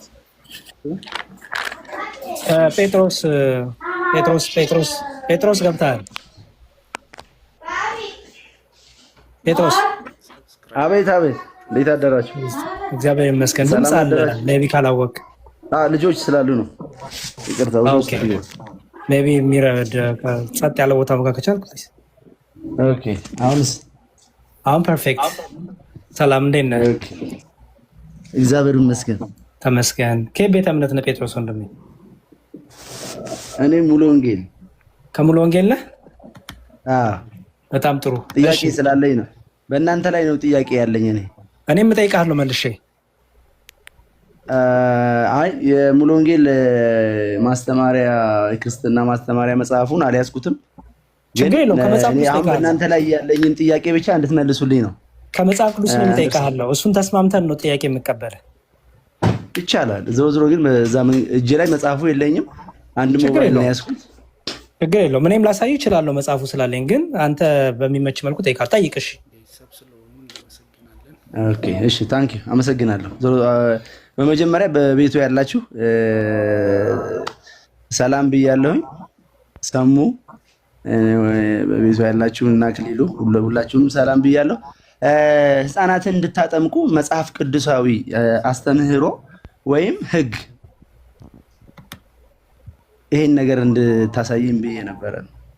እሺ በጣም ጥሩ፣ ምንም ችግር የለውም። ቀላል ነው፣ እንመልስልሃለን። በመጀመሪያ የነገረ ድነታችንን ስናብራራ ነገረ ድነት የተሰጠው ለእኛ ብቻ አይደለም። ነገረ ድነት በመጽሐፍ ቅዱስ ለሁሉ የተሰጠ ነው። መጽሐፍ ቅዱስ እንዲህ ይላል። ቶሎ ቶሎ ላሳይ።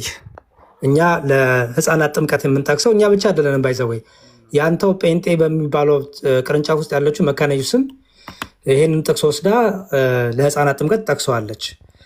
የመጀመሪያው ዮሐንስ ወንጌል ምዕራፍ 3 ላይ ኢየሱስ ክርስቶስ ለኒቆዲሞስ ባስተማረው ጊዜ እንዲህ ብሎ ተናገረ። ኢየሱስ መልሶ እውነት እውነት እልሃለሁ ሰው ዳግመኛ ካልተወለደ በቀር ወደ እግዚአብሔር መንግስት ሊያይ አይችልም አለው። ኒቆዲሞስም ሰው ከሸመገለ በኋላ እንዴት ሊወለድ ይችላል? ሁለተኛ ወደ እናቱ ማኅፀን ገብቶ ሊወለድ ይችላል ዘንድ አለው። ኢየሱስም እውነት እውነት እልሃለሁ ሰው ከውሃና ከመንፈስ ካልተወለደ በቀር ወደ እግዚአብሔር መንግስት ሊገባ አይችልም። ስለዚህ ህፃናት ሰው ናቸው። ህፃናት ሰው ስለሆኑ አዋቂ ብቻ አይደሉም። መጽሐፍ ቅዱስ ጌታ የተናገረው ሰው ሁሉ ከውሃና ከመንፈስ ካልተወለደ በቀር ወደ እግዚአብሔር መንግስት ሊገባ አይችልም። ስለዚህ ልጆቻችንን የስጋ ልደት ከእናት ከአባታቸው ይወለዳሉ። ከዛ ደግሞ የመንፈስ ልደት ደግሞ ወደ እግዚአብሔር ቤት አምጥተን ከውሃና ከመንፈስ እንዲወለዱ እናረጋቸዋለን ማለት ነው። ለምን? ሰው ስለሆኑ። ይህ ጸጋ ከውሃና ከመንፈስ መወለድ ለሰው ሁሉ የተሰጠ ጸጋ ስለሆነ አንደኛው ይህ ነው። ሌላው ትዝ ይል እንደሆነ ኢየሱስ ክርስቶስ አምላካችን ወደ ሐዋርያቱ ልጆችን ህፃናትን ሲያመጡ ምን ብሎ ተናገረ? ሐዋርያቱ ሊከለክሉ ሲሉ ምን አለ ጌታ? ህፃናት ወደ እኔ ይመጡ ዘንድ አትከልክሏቸው አለ። ስለዚህ እኛ ህፃናትን ልክ በሐዋርያቱ ዘመን ጌታ በስጋ ከነሱ ጋር ሳለ ወደ እርሱ እንደሚያመጡ ሁሉ ተናገረ። ምን ብሎ? ህፃናት ወደ እኔ ይምጡ አለ፣ የእግዚአብሔር መንግስት ለእነርሱም ናትና አለ። ስለዚህ ምን እናምናለን እኛ? ወደ ጌታ የምናመጣቸው በጥምቀት። ምክንያቱም በጥምቀት ከውሃና ከመንፈስ ሲወለዱ ህፃናት በቤታቸው በአባታቸው ቤት የመኖር መብት አላቸው። ሰው ናቸው፣ የከበሩ ናቸው። ከክርስቲያን ቤተሰብ የሚወለዱ ልጆች እኔና ቤቴ እግዚአብሔር እናመልካለን፣ ልጅህን በልጅነቱ በመንገድ ሳለ በመልካም መንገድ ምራው ተብሏል። ስለዚህ እኔ በክርስቶስ አምናለሁ፣ በአብ በወልድ በመንፈስ ቅዱስ በምትገኘው ልጅነት ጸጋ ጥምቀት አምናለሁ። ስለዚህ ልጄን ወደ ክርስቶስ አመጣለሁ፣ ከውሃና ከመንፈስ እንዲወለድ አደርጋለሁ። ወደ ክርስቶስ እንዲመጣ መብት አለው። የእግዚአብሔር መንግስትም ለልጄ ናት። ስለዚህ እኔ ያመንኩትን ጌታ እኔ ባመንኩት እምነት ወደ ጌታ አመጣቸዋለሁ ማለት ነው። ሶስተኛ የሐዋርያት ስራ ምዕራፍ 2 ላይ ስታነብ እንዲህ ይላል። ትዝ ይል እንደሆነ እነዛ 3000 ሰዎች ከተጠመቁ በኋላ እንዲህ ብሎ ቅዱስ ጴጥሮስ መሰከረ። የተስፋው ቃል አላቸው። ንስሐ ግቡ፣ ኃጢአታችሁም ይሰረይ ዘንድ እያንዳንዳችሁ በኢየሱስ ክርስቶስ ስም ተጠመቁ፣ የመንፈስ ቅዱስ ስጦታ ትቀበላላችሁ አለ።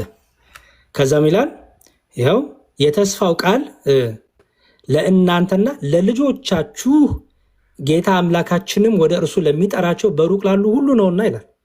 ስለዚህ እነዚህ ሰዎች 3000 ያመኑት ሰዎች ወደ ክርስቶስ ወደ ቤተክርስቲያን ሲጨምሩ ልጆቻቸውንም ባለቤቶቻቸውንም በቤታቸው ያለውን ሁሉ ይዘው ነው የሚመጡት አይደለ? ለምን? ያ የመዳን ተስፋ ለማን? ለነሱ ብቻ አይደለም። ለማን ነው ደግሞ? ለልጆቻቸውም ስለሆነ። ስለዚህ የተስፋው ቃል ለልጆቻቸውም ነው ለነሱም ነው። ስለዚህ ከዚህ የተነሳ ሌሎችም ጥቅሶች አሉ በመጽሐፍ ቅዱስ ሐዋርያት ሥራ ስታነብ በቤተሰቦቻቸው በአንዱ እምነት ቤተሰቡ ሁሉ እንደተጠመቀ ይናገራል። ቤተሰቡ ሁሉ ተጠመቁ ይላል። ቤተሰብ በሚለው ብራንች ውስጥ ህፃናትም አሉ አዋቂዎችም አሉ።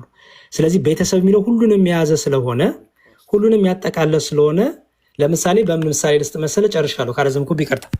ለምሳሌ እኔ ሌሴይ ሙስሊም ነበርኩ ልበለ። ከዛ ወደ ኦርቶዶክስ ቤተክርስቲያን ልመጣ ብፈልግ ሚስት አለችኝ። አሁን የ7 ወር ልጅ አለችኝ ልበለ ክለልና ሚስቴ አለች። ልክ እኔ ቃሉን ሰማው፣ ሚስቴም ቃሉን ሰማች። ልጃችን ግን ገና 7 ወራ ነው፣ ቃሉን አልሰማችም። እኔና ሚስቴ ቃሉን ሰምተን ተቀበልን። ከዛ ወደ ቤተክርስቲያን በጥምቀት ስንጨመር ልጃችንን አይቆይ እኛ አምነን ስለሆነ እኛ ሰምተን ስለሆነ አንቺ ግን ጥምቀት አያስፈልግሽም፣ አንቺ ይሄ ህብረት ይሄ የቤተክርስቲያን መጨመር አንቺን አይመለከትም፣ እኛ አመነው ለእኛ ብቻ ነው ብለን እንተዋታለን? አንተዋትም። ምክንያቱም ጌታ ህፃናትን አምጡ ስላለ ወደ ጌታ አምጥተን ከጌታ ጋር ህብረት እንዲያደርጉ ልጅነትን ከውሃና ከመንፈስ እንዲወለዱ እናረጋቸዋለን ማለት ነው። ወንድም አለ ጴጥሮስ ጨርሻለሁ። ኦኬ ጨርሳል። እሺ አመሰግናለሁኝ። አሁን ቅድም የዮሐንስ ወንጌል ምዕራፍ 3 ላይ የጠቀስከው ያ ስለ ጥምቀት አያወራም መጽሐፉ። በልታ አስረዳኛ። አውዱ ላይ ብቻ ተነጥሎ ከውሃና ከመንፈስ አስረዳኝ ጴጥሮስ። ያው ምን ታደርግ መሰለህ? አያወራም ብሎ ድፍንፍን ማድረግ ሳይሆን ውሃ የተባለው ይሄ ነው፣ መንፈስ የተባለው ይሄ ነው ብለህ ተርጉምልኝ። እሺ ላውጣውና በደስታ እሺ።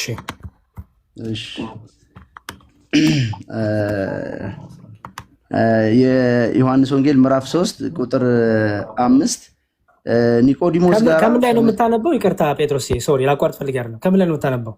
መጽሐፍ ቅዱስ የት ነው ያልከው ማለት ነው? 66 ነው እኛ የምንጠቀመው። አዲሱ መደበኛ ትርጉም አይደለም። አዲሱ መደበኛ ትርጉም አትቀበልም? አዲሱ መደበኛ ትርጉም አትቀበለውም? እኔ እሱን አልቀበለውም። አትቀበለውም? አዲሱ መደበኛ ትርጉም አልቀበለውም። የኦርቶዶክስ ነው አትቀበለው። የዚህ እንትኑንም አልቀበለውም። ኖ ስለ አዲሱ ስለ ፕሮቴስታንት መጽሐፍ ነው የጠየቁ። ለምን ነው የማትቀበለው? ስለ 1954 ነው የምቀበለው እኔ እኮ። ለምን ነው የማትቀበለው? አዲሱ መደበኛ ትርጉም ነው ያልኩ። ኦኬ እሱን አሁን ለጊዜው እንትን አልኩበትም፣ አልተዘጋጀሁበትም። ለምን እንደዚህ ታውቃለህ ጴጥሮስ ወንድሜ? እዛ ላይ ዮሐንስ ወንጌልን ውሃ የሚለውን ጥምቀት ነው የፈታው። ያንተው ሊቃውንቶች የፕሮቴስታንት ሊቃውንቶች ጻፉት ትርጉም ላይ ውሃ የሚለው ጥምቀት ነው፣ የውሃ ጥምቀት ነው የፈቱት። አይልማ አውዱና መጽሐፉ ሙሉውን ክርስቶስ ነው የሚተረጉመው እንጂ ሊቃውንቶች አይደለም የሚተረጉሙት። ጌታ ውሃ የሚለው ተርጉሞታል። ጌታ ነው ራሱ እየተረጎመው እያብራራለት ለኒቆዲሞስ የመጣው ጌታ ነው። ውሃ የሚለው ብሎ እንደተረጎመለት አሳየን። በጣም ጥሩ። ውሃ የሚለው የውሃ ትርጉም ጌታ በምሳሌ ሲናገር ትርጉሙን ያስቀምጣል። ኦኬ ስለዚህ አሁን ውሃ የሚለውን ተርጉሞለታ ብለኛ ፕሌዝ ያሳየን። እሺ ወንድማ የዮሐንስ ወንጌል ምዕራፍ 3 ቁጥር 5 ኢየሱስም መለሰ እንዲህ ሲል እውነት እውነት እልሃለሁ ሰው ከውሃና ከመንፈስ ካልተወለደ ወደ እግዚአብሔር መንግስት ሊገባ አይችልም አለ። ከስጋ የተወለደ ስጋ ነው፣ ከመንፈስም የተወለደ መንፈስ ነው። ዳግመኛ ልትወለዱ ያስፈልጋችኋል ስላልሁ አታድንቅ።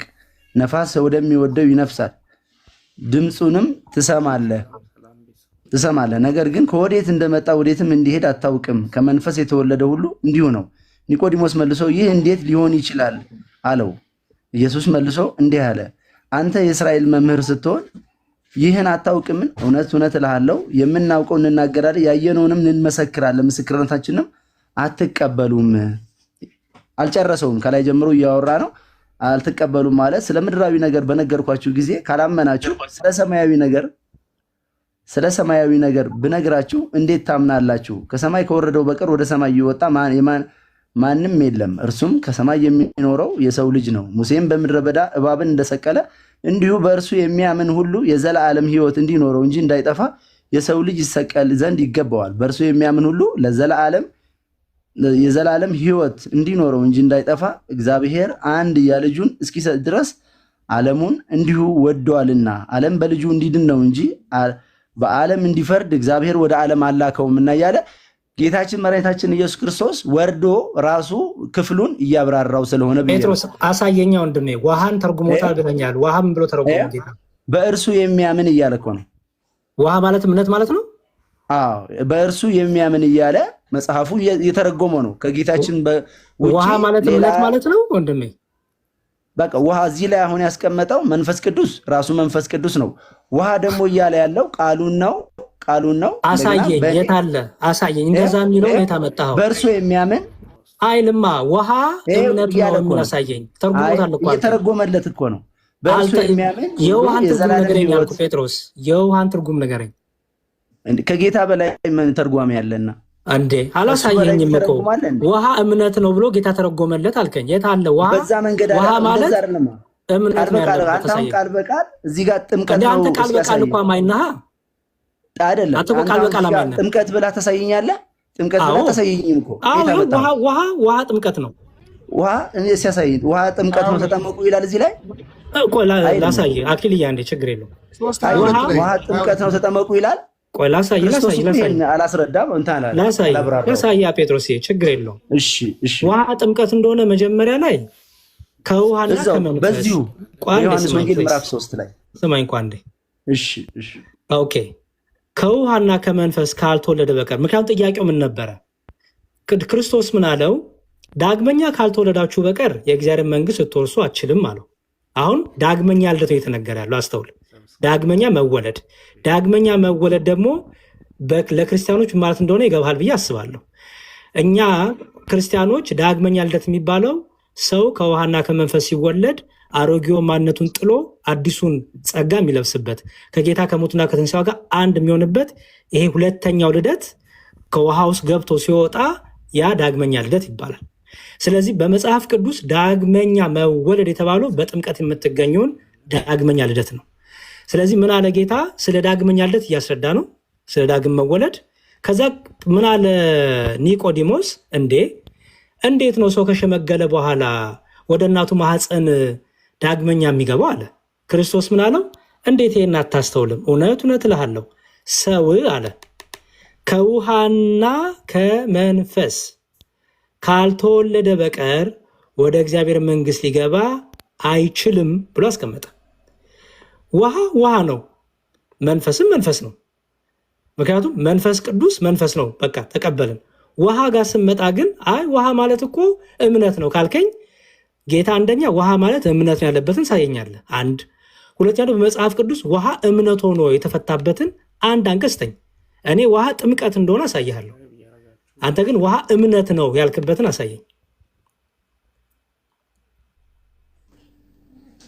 እሺ አሁን መዝሙር ያሬድ መጽሐፉን ከላይ ነው ቆርጠህ እያነበብክ ያለውና ጌታችን መድኃኒታችን ኢየሱስ ክርስቶስ ወርዶ እየተረጎመው እየተነተነለት ነው ለኒቆዲሞስ እና ሙሉውን ተንትነህ ትርጓሜውን በደንብ ታገኘዋለህ። የአንተው ቤተ እምነት እኮ ተንትኖት እኮ ጴጥሮስ፣ የአንተው ቤተ እምነት እኮ ተርጉሞት በመጽሐፋቸው ላይ የውሃ ጥምቀት ነው ለካ አስቀመጡ። የአንተ ትርጉም ከየት የመጣ ነው ንገረኝ። ከክርስቶስ የመጣ ነው ከራሱ እነሱ ከየት አመጡት? ስለ እነሱ አይደለም። አሁን በዚሁ በእግዚአብሔር ቃል ነው ማውራት ያለብን። ስለ ፕሮቴስታንትነት እኮ ነው ማውራት። አንተም ፕሮቴስታንት ነኝ ስላልክ አንዴ ስማኝ። አንተም ፕሮቴስታንት ነኝ ስላልክ የፕሮቴስታንት መጽሐፍ አዲሱ መደበኛ ትርጉም ዛሬም ድረስ በየአዳራሹ ሁሉም ሰው የሚይዘው የሚታደለው መጽሐፍ ላይ የዮሐንስ ወንጌል ምዕራፍ 3 የውሃ ጥምቀት ነው ብሎ ነው የፈቱት። እስቲ ለምሳሌ አንድ ክፍል ሊድልህ እዚሁ ላይ ቆይ አንዴ ከይቅርታ ጋር እዚሁ ላይ ነው የምንጨርሰው። ዮሐንስ ወንጌል ምዕራፍ 3ን ካላስቸገርኩ እዚሁ ላይ ነው የምንጨርሰው። ጥምቀት እዚህ ጋር ጥምቀትን ስለማያሳይ ጌታችን መድኃኒታችን ኢየሱስ ክርስቶስ ወርዶ እያብራራው ነው። ቆርጣችሁ ብቻ ከላይ ጥምቀት ነው ብሎ ለጥምቀት ብቻ መውሰድ ይሄ አግባብነት የለውም። ወርደን ራሱ ሙሉ መጽሐፍ ማንበብ ነው ያለብን።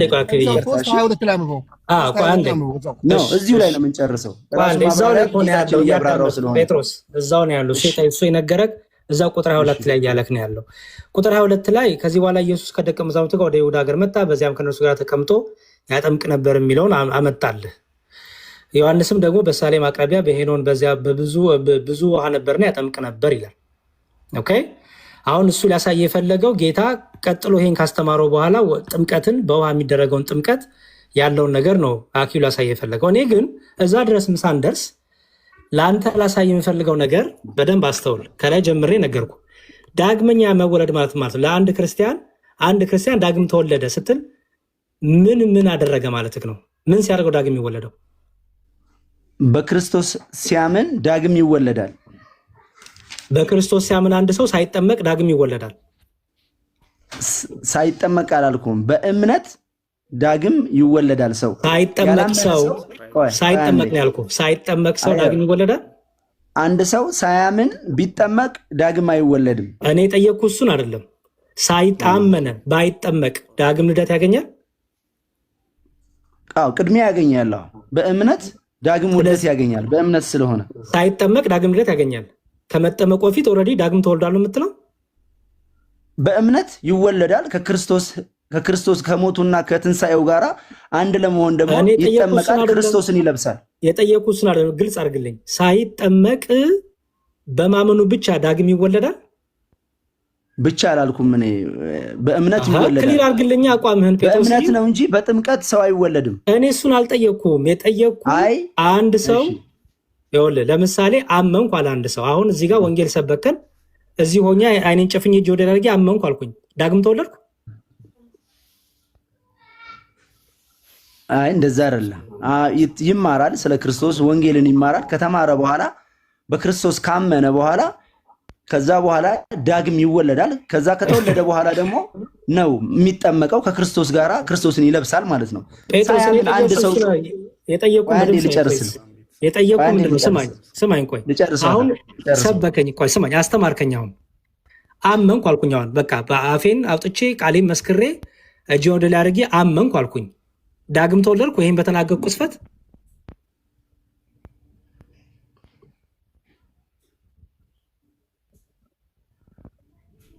ዳግም ይወለዳል። ከተወለደ በኋላ ጴጥሮስ ለምን ጥያቄን አትመልስልኝም? በጥምቀት ያላመነ ሰው ቢጠመቅ ዳግም መወለድ አይችልም። እሱን አልጠየኩም። አመንኩ እኮ አልኩ። አመንኩ ነኝ በቃ። አሁን አስተማርከኝ፣ አመንኩ አልኩኝ። በነገርከኝ ቃል ሰማሁ፣ አመንኩኝ አልኩ። አመንኩኝ ባልኩበት ቅስፈት ዳግም ተወልጃለሁ ወይ? አዎ ተወልደሃል። በጣም መልካም። ስለዚህ ጥምቀት ከመፈጸሜ በፊት ምንም ከማድረግ በፊት ተወልጃለሁ። አመንኩ ስል ተወልደሃል። ኦኬ፣ ማስረጃ ስተኛ። በቃ ጥሩ ማስረጃ ስተኝ። አሁን አንድ ሰው ሳይጠመቅ በቃ ዝም ብሎ አመንኩ፣ ዛሬ ሰማ ወንጌል አመንኩ ስላለ በቃ ዳግም ተወለደ ያልክበትን ማስረጃ ስተኝ ፕሊስ። እኔም እከፍትልሃለሁ።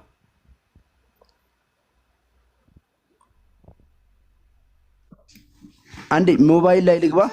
እዚሁ ሞባይል ላይ ልግባ። ጥቅሱን ንገረኝ፣ እኔ እከፍትልሃለሁ የምትቸግር ከሆነ። እሺ ቆይ አንዴ። የዮሐንስ ወንጌል ምዕራፍ 1 ነው ቁጥሩ። ዮሐንስ ወንጌል ምዕራፍ 1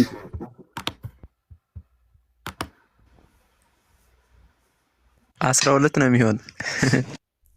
ቆይ አንዴ፣ ችግር የለውም ገብረ ማርያም። የእሱን ምዕራፍ 1 ቃል ነበረ ነው የሚለው። አይ ቆይ ተው፣ ቁጥሩን አልሰጠንም ገና። ቆይ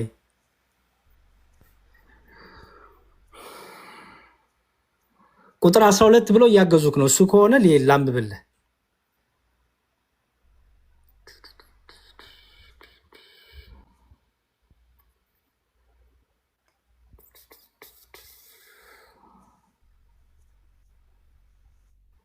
ጴጥሮስ ይኸው ቁጥር 12ን ከሆነ እኔ እኮ እያወጣልክ ነው ወንድሜ። ወይ ቃሉን ብትነግረኝ እኔም አወጣልሃለሁ። ከልጅ ጋር ስለሆንክ ሜይ ቢ አልተመቸህ ከሆነ ኢስ ፋይን።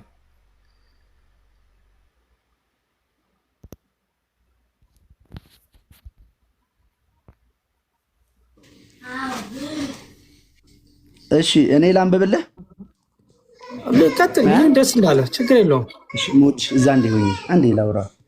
እኔ እግዚአብሔር ያሳድግልህ ልጅ በነገራችን ላይ። እሺ አሜን አሜን አሜን። ለተቀበሉት ሁሉ ግን በስሙ ለሚያምኑት ለእነርሱ የእግዚአብሔር ልጆች የሆኑ ዘንድ ስልጣንን ሰጣቸው ይላል። ዳግም ልጆች እያዋቀቡ ስለነበር ነው። ዳግም መወለድ ሳይጠመቁ ዳግም ይወለዳሉ ያልክበት ማሰጃ አላልኩም አይደለ? እኔ አሁን እያልኩ ያለሁት ጥምቀት ሳይጠመቁ አላልኩም። ጥምቀትን እንትን ማለት ከመስመር አናስወጣው ብዬ ነው። ጴጥሮስ ቅድም ምን አልከኝ? ሳልጠመቅ አሁን አመንኩ ስል ጨርስልህ።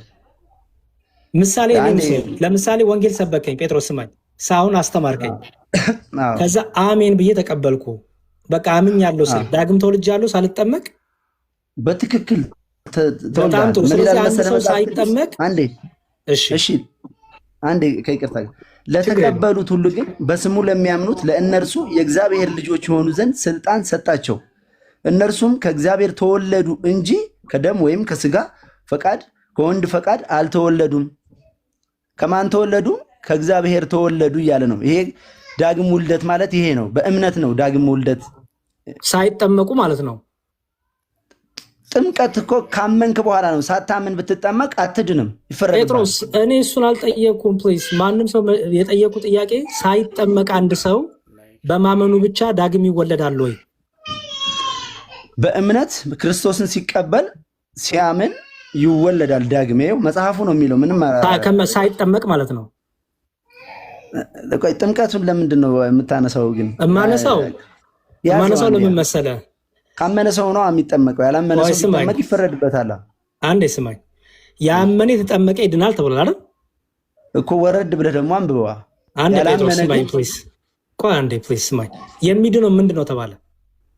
ያመነ የተጠመቀም ይድናል፣ ያላመነ ግን ይፈረድበታል ይላል። 4 ነጥብ ስላልሆነ ብዬ እኮ ነው። ችግር የለውም። ዋናው እናንተ የሚያስጨንቀን እስኪ እናምነው። ያላመነ ግን ይላል።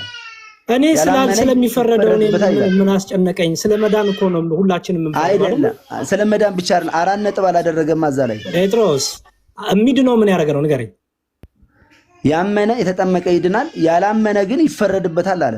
ችግር የለውም። አንድ ሰው ካላመነ ቢጠመቅ ይፈረድበታል ማለት ነው። እምነት አያድንም።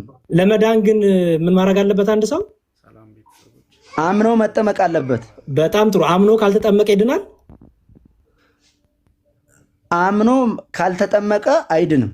በጣም ስለዚህ ሳይጠመቅ ድነት የለም ማለት ነው። ማመኑ ብቻ አያድነውም። አምኖ ሲጠመቅ ነው የሚድነው ማለት ነው። ሲያምን ይድናል፣ ሳያምን ቢጠመቅ አይድንም ያልኩ። አምኖ ድኖ ይጠመቃል አይልማ የሚለው ያመነ የተጠመቀ ምን ነው የሚለው ይድናል። ከዛ ወርታች ወረድ ብለው እስቲ ያላመነ ግን ይፈረድበታል። ያላመነማ በፍርድ ውስጥ ነው ያለው። እሱ እኮ ምንም ክርክር የለውም። ያላመነ ሰው ሲጀመር በጥምቀትም እኮ አያምንም። እሱን ቶ ቆይ አንዴ። ያላመነ ሰው ይፈረድበታል ካለ አንድ ሰው ሳያምን ቢጠመቅ ይፈረድበታል ማለት ነው። ጥምቀት አያድንም ማለት ነው። ማመኑ ጥምቀት ከሌለው ዋጋ የለውም። እና ህፃናትን ለምንድን ነው የምታጠምቁት እናንተ? ማን አዘዛችሁ? በጣም ወደ ህፃናት እንመጣለን። ቆይ መጀመሪያ እናንተ አዋቂዎቹ ላይ እንጨርስ። ቆይ አንድ ጴጥሮስ ከጥቅስ ከርስ አንዘልም። እዚሁ ላይ ስለ ህፃናትማ ቅድም አስቻለሁ። አንተንም እጠይቅሃለሁ። ችግር የለውም። እሺ በደንብ ስማኝ። የሚድነው ምን ያደረገ ነው? መዝሙር ከይቅርታ ጋር መዝሙር አንዴ እዚህ ጋር ያቀረብኩት ማስረጃን ተቀብለዋል። ራይት አድርገዋል። ጴጥሮስ አንዴ እኔ አልተቀበልኩም። ብቀበልህማ ቻው እንባባለን። እንዴት አትቀበለውም? የተቀበሉት ሁሉ ግን በስሙ ለሚያምኑ ለእነርሱ የእግዚአብሔር ልጆች የሆኑ ዘንድ ስልጣን ሰጣቸው። እነርሱም ከእግዚአብሔር ተወለዱ እንጂ ከደም ወይም ከስጋ ፈቃድ ከወንድ ፈቃድ አልተወለዱም እያለ ከዚህ በላይ ከእግዚአብሔር ቃል ማስረጃ በላይ ምን አለ? በጣም ጥሩ። የተቀበሉት አሁን ለምሳሌ ክርስቶስን የሚቀበሉት ትምህርቱን ነው አይደለ? ቃሉ ነው አይደለም? እምነት ሲያምኑት ነው። ቆይ ስማኝ፣ ትምህርቱን አምነው ሲቀበሉት ስማኝ። የክርስቶስን ማመን ማለት ትምህርቱን መቀበል ማለት ነው አይደል? ክርስቶስን ማመን ማለት ነው። ትምህርቱማ ወደ እምነት ነው የሚወስድ። ክርስቶስን ወደ ማመን ነው የሚወስድ። ያስተማረውን ሳትቀበል ክርስቶስን ታውቀዋለህ እንዴ? አይደለም፣ ወደ ክርስቶስ ነው ትምህርቱ።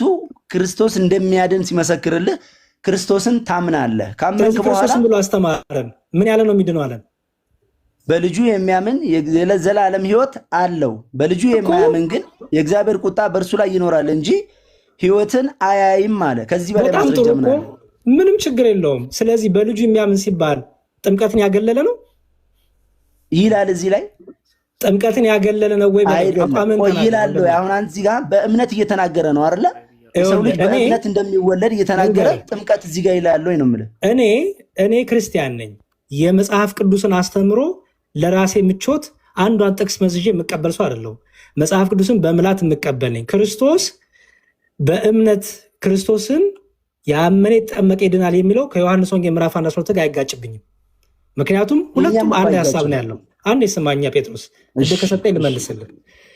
በአንድ ዮሐንስ ወንጌል ምዕራፍ 1 ቁጥር 12 ላይ ያነበብ ነው ያመኑት እነዚህ የእግዚአብሔር ልጆች እንዲሆኑ ስልጣን ሰጣቸው። አዎ እነዚህ ደግሞ ያመኑት ምን ብለው ያመኑ? ምን ብለው ያመኑ? ስልጣን የሚሰጣቸው የእግዚአብሔር ልጅነት ስልጣን የሚሰጣቸው ምን ብለው ያመኑ ካልከኝ የክርስቶስን ትምህርት ያመኑ። አለቀ። የክርስቶስን ትምህርት ያላመኑ ሰዎች አንዴ ልጨርስ ሀሳብ። የክርስቶስን ትምህርት ያላመኑ ሰዎች የዘላለም ሕይወት የላቸውም። በክርስቶስ ትምህርት ለመኖር ሕይወት የለውም ይላል መጽሐፍ ቅዱስ።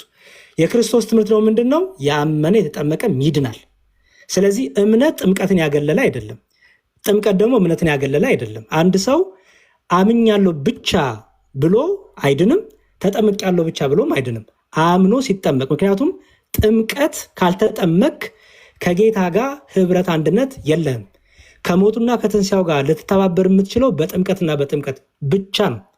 በጥምቀት ከሞቱና ከትንሣኤው ጋር ሳትተባበር የዘላለም ሕይወት የለህም። ማስረጃ ልስጥና ትቀጥላለህ አንተ። ይኸው ለእኔ ምንም የሚጋጭብኝ ነገር የለም። እምነት ጌታችንን ማመን ማለት ጥምቀትን ያገለል አይደለም። መጠመቅ ማለት እምነትን ያገለልም አይደለም። ሮሜ 6 ላይ ቅዱስ ጳውሎስ ይሄን ያስቀምጣል።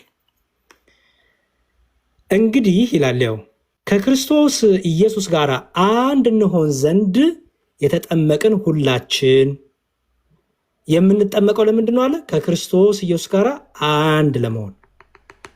ጥምቀቱ ጥቅሙ ምንድን ነው? ከክርስቶስ ኢየሱስ ጋር አንድ ለመሆን። ከሞቱ ጋር አንድ እንሆን ዘንድ እንደተጠመቅን አታውቁምን? እንግዲህ ክርስቶስ በአብ ክብር ከሙታን እንደተነሳ እንዲሁ እኛም በአዲስ ሕይወት እንድንመላለስ። ዳግመኛ መወለድ ማለት አዲስ ሕይወት መመላለስ ማለት ነው። አዲሱን ሰው መልበስ። በአዲስ ሕይወት እንድንመላለስ ምን አደረገን ይላል? ከሞቱ ጋር አንድ እንሆን ዘንድ በጥምቀት ከእርሱ ጋር ተቀበረ። በአዲስ ሕይወት የምትመላለሰው በጥምቀት ከእርሱ ጋር ተቀብረክ ነው። ይህን ሳትፈጽም ነገረ ድነት የለም፣ የዘላለም ሕይወትም የለም። ጨርሻለሁ። ጴጥሮስ ሀሳብን ስጥ።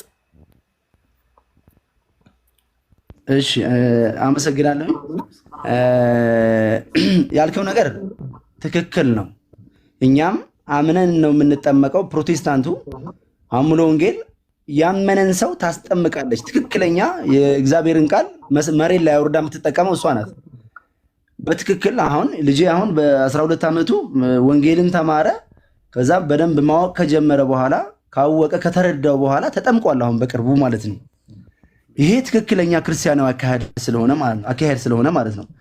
እና ጥምቀት ያላመነ ሰው ቢጠመቅ ይፈረድበታል። ለምን? መጽሐፉ ራሱ ስለሚል የዮሐንስ ወንጌል ምዕራፍ 16 ቁጥር 16 ያመነ የተጠመቀ ይድናል። ያመነ የተጠመቀ ይድናል ሲል ተቆርጦ አይደለም የሚነገረው። ይሄ ያመነ የተጠመቀም ይድናል ብሎ አንድ ሰው ይሄን ብቻ ወስዶ ለገዛ ፈቃዱ ማዋል የለበትም። ያመነ የተጠመቀ ይድናል፣ ያላመነ ግን ብሎ ያመነ የተጠመቀ ይድናል የሚለው ለገዛ ፈቃድ ማዋል ማለት ነው። ለምሳሌ እኔ አንድ ሰው ሳይጠመቅ አይድንም፣ ምክንያቱም ጥቅሴ ያመነ የተጠመቀ ይድናል ብሏል። የሚጠመቀው ሰው ለድነት ነው ብዬ ባስተምር ለገዛ ፈቃድ ያስተማርኩት? አይ እንደዛ ሳይሆን ይሄ አንተን እኮ እያልኩ አይደለም። ትቃወመኛለህ ጴጥሮስ? ለምሳሌ ሰው የሚጠመቀው ለድነት ነው ካልኩኝ ትቃወመኛለህ? አዎ የምቃወምህ ለምን መሰለህ? የምቃወምህ ሳታምን ስትጠመቅ ነው የምቃወምህ። እኔ እሱን አልጠየቅኩም ጴጥሮስ። አይደለም የጠየቅኩት ጥያቄ ስማኝ። ሲጀመር ያመነ የተጠመቀ የሚለው ስለ ሕፃናት አያወራም? ያወራል። በእምነት ላይ የተመሰረተ ጥምቀት ነው የሚያድነው እያለ እኮ ነው። እኔ ጠየቅኩ ጴጥሮስ፣ ያመነ የተጠመቀ የሚለው ጥቅስ ስለ ሕፃናት ያወራል? አያወራም ስለ ሕፃናት። ታዲያ ስለ ሕፃናት ካልወረድ ነው ሕፃናትን የምታያይዘው? አንተ ትልቁ ወንድሜ ህፃናት በእምነት ላይ የተመሰረተ ጥምቀት ነው የሚያድነው እያለህ ነው። ስለ ህፃናት ጥቅሱ ያወራል ወይ ንገረኝ። አውዱ ስለ ህፃናት ነው የሚያወራው እኮ። ስለ ህፃናት የሚያወራ ህፃናትን እንድታጠምቁ የፈቀደላችሁ መጽሐፍ ቅዱሳዊ አስተምህሮ ወይም ህግ ስዳኝ እኮ ነው። ማስረጃ ያመነ የተጠመቀ የሚለው ያመነ የተጠመቀ ይድናል የሚለው አክል ያን ልጨርስ ቆይ ሐሳብ እንዳይበት። እሺ ይቅርታ በጣም ያመነ የተጠመቀ ይድናል ያላመነ ይፈረድበታል የሚለው ለህፃናት የሚጠቀስ ጥቅስ ነው ወይ? አዎ ህፃናት ማመን ስለማይችሉ ለህፃናት የተጻፈ ቃል ነው። ማገናዘብ ስለማይችሉ እነሱ መጠመቅ አይችሉም። የጠየቁ ጥያቄ ይሄ ክፍል የተጠቀሰው ስለ ህፃናት ነው ወይ? አረ ፕሊዝ ጴጥሮስ ህፃናት ብሎ አይጠቅስም እንጂ ሁሉንም ሰው ያካትታል። ስለዚህ ስለ ህፃናትም ነው የተነገረው እያልክ ነው። ህፃናት ብሎ አይናገርም እንጂ ሁሉንም ሰው ሰውን የተባለ በክርስቶስ ያላመነን ሰው ብታጠምቀው ይፈረድበታል እያለ ነው። ከዚህ በላይ መቼም ስለዚህ ህፃናትን ይጨምራል እያልከኝ ነው አይደል? መዝሙርዬ ምዕራፍ 16 እንዲጠይቀው ምዕራፍ 16 ስለምንድን ነው የሚያወራው? ምዕራፍ 16 ስለምንድን ነው የሚያወራው? ከአንድ ጀምሮ ብለህ ጠይቀው።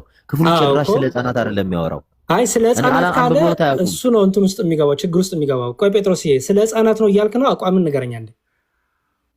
እዚህ ጋር ከሆነ እኔ ስለ ህፃናት ጥምቀት እያወራ ነው አላልኩህም እኮ። ጴጥሮስ ምን ሆናል? አቋም ይኑርህ እንጂ እንዴ። አዎ ብለህ ነበር እኮ አሁን ከደቂቃ በፊት ስለ ህፃናት ጥምቀት እያወራ ነው አላልኩም። ስለ ሁሉም ሰው ስለተባለ ሰው ነው እያወራ ያለው። እሺ በዚህ ክፍል ውስጥ ህፃናትን ይመለከታል ይሄ ጥቅስ? ህፃናት ሰው የተባለ እያልኩ እኮ ነው እኮ። ስለዚህ ህፃናትን ይመለከታሉ ይሄ ጥቅስ ወይ? እሺ በቃ ላንብብልህ። ተዋት አንብብልኝ። አልነበብ ነው ከላይ ጀምሬ ላንብብልህ። ጴጥሮስ ፕሊዝ። ሌሎቹም እኮ እዚህ ማውራት ይፈልጋሉ። እኔ እናንተ ጊዜያቸው እንዳንፈች። ይሄ ጥቅስ ህፃናትን ይመለከታሉ አይመለከትም? እኔ አይመለከትም ብዬ አቋም ይዣለሁ። አንተ አቋም በመጽሐፉ እናወራ አይሻልም? መዝሙር መጽሐፉን ሁላችንም እናውቀዋለን። አቋምህን ንገረኝ። ታገሰኝና ጊዜ አንፈጅም ፕሊዝ ጴጥሮስ። ይቅርታ እኔ አቋሜን ነገርኩ። ምን አልኩኝ? ይሄ ክፍል ህፃናትን አይመለከትም አልኩ። አንተ አቋም ምንድን ነው? ይሄ ሰውን ሙሉውን ሰው የተባለን ሁሉ ይመለከታል። ስለዚህ ህፃናትን ይመለከታል። ህፃናት አያምኑማ። ካመኑ እንዴ እኮ ህፃናት ሰው አይደሉም እንዴ? ስለዚህ ህፃናትን ይመለከታል። ህፃናት ሰው አይደሉም ወይ? በህፃናት በጣም ጥሩ። ስለዚህ ህፃናትን ይመለከታል ብለን አቋም በጣም ህፃናትንም ሁሉንም ትልቁንም ትንሹንም ይመለከታል። ይሄ በጣም ስለ ህፃናት ግን እያወራ ነው እንዴ? እዚህ ጋር ህፃናት እያለ አያወራም። ችግር የለውም። ህፃናትን ይመለከታል ብለሃል። ኦኬ ያንተ ልጅ ከ12 ዓመቱ በፊት ሳይሆን አንዴ ስማኝሽ። እኔ ያንተ ልጅ ከ12 ዓመቱ በፊት ኦኬ የኔ ልጅ ልበል ችግር የለውም። የኔ ልጅ በ3 ዓመቷ ወይም በ4 ዓመቷ ወይ በ1 ዓመቷ ብታርፍ ወደ ጌታ ብትሄድ ኦኬ ወይም በ5 ዓመቷ ብታርፍ ከመጠመቋ በፊት ብታርፍ ወዴት ነው የምትሄደው? አታምንም? ወደ ሲኦል ነው የምትወርደው። መጽሐፍ ቅዱስ ምን ይላል? በማቴዎስ ወንጌል ምዕራፍ 19 ላይ ህፃናት ወደ እኔ ይመጡ ዘንድ አትከልክሏቸው አለ። እኔ ጠየቅኩ እሱን አይደለም እኮ ጴጥሮስ። አንዴ ጴጥሮስ እኔም ላብራራዋ። ጥያቄ ስማኛ ጴጥሮስ። ጠየቀኛ ልመልስ እኮ ጥያቄ ላብራራለህ። ምን አልከኝ? ያላመነ ሰው ይፈረድበታል አልከኝ አይደል? በትክክል በጣም ጥሩ። ያመነ ተጠመቀ ይድናል አልክና ደጋግመህ ምን አልክ? ያላመነ ይፈረድበታል አልከኝ አይደል? አዎ ኦኬ። ማመን ደግሞ ከመስማት ነው ብለህ ታምናለህ አይደል? ማመን እምነት ከመስማት ነው። በጣም ጥሩ። መስማትም በእግዚአብሔር ቃል ነው። በጣም ጥሩ። ልጄ ሳትጠመቅ የእግዚአብሔርን ቃል ሳትሰማ ሞተች። የት ነው የምትገባው? እሺ የማቴዎስ ወንጌል ምዕራፍ 19 ምን ይላል መሰለ? ህፃናት ወደ እኔ ይመጡ ዘንድ አትከልክሏቸው አለ አይደለ? አትከልክሏቸው አለ። ቆይ አንዴ ታገሰኝና ጴጥሮስ አንዴ ታገሰኛ አንዴ ታገሰኝ እና ለእኔም ላውራ ከዛ በኋላ ህፃናት ወደ እኔ ይመጡ ዘንድ አትከልክሏቸው አለ። መንግስተ ሰማያት እንደነዚህ ላሉት ናትና አለ። ይሄ እንግዲህ የክርስቶስ እንትን ነው። እሺ መንግስተ ሰማያት እንደነዚህ ላሉት ናትና አለ አይደለ? እሺ ይሄ በእምነት ማመን ስለማይችሉ ክርስቶስ ደግሞ ህፃናት ወደ እኔ ይመጡ ዘንድ አለ። እኛ ደግሞ እንወስዳለን፣ ለእግዚአብሔር አደራ እንሰጣለን። መጠመቅ እስከሚችሉበት ክርስቶስ በማን እምነት ነው ለእግዚአብሔር አደራ የምትሰጠው? በእኛ በክርስቶስ ባመንነው እምነት ለእግዚአብሔር አደራ እንሰጣለን።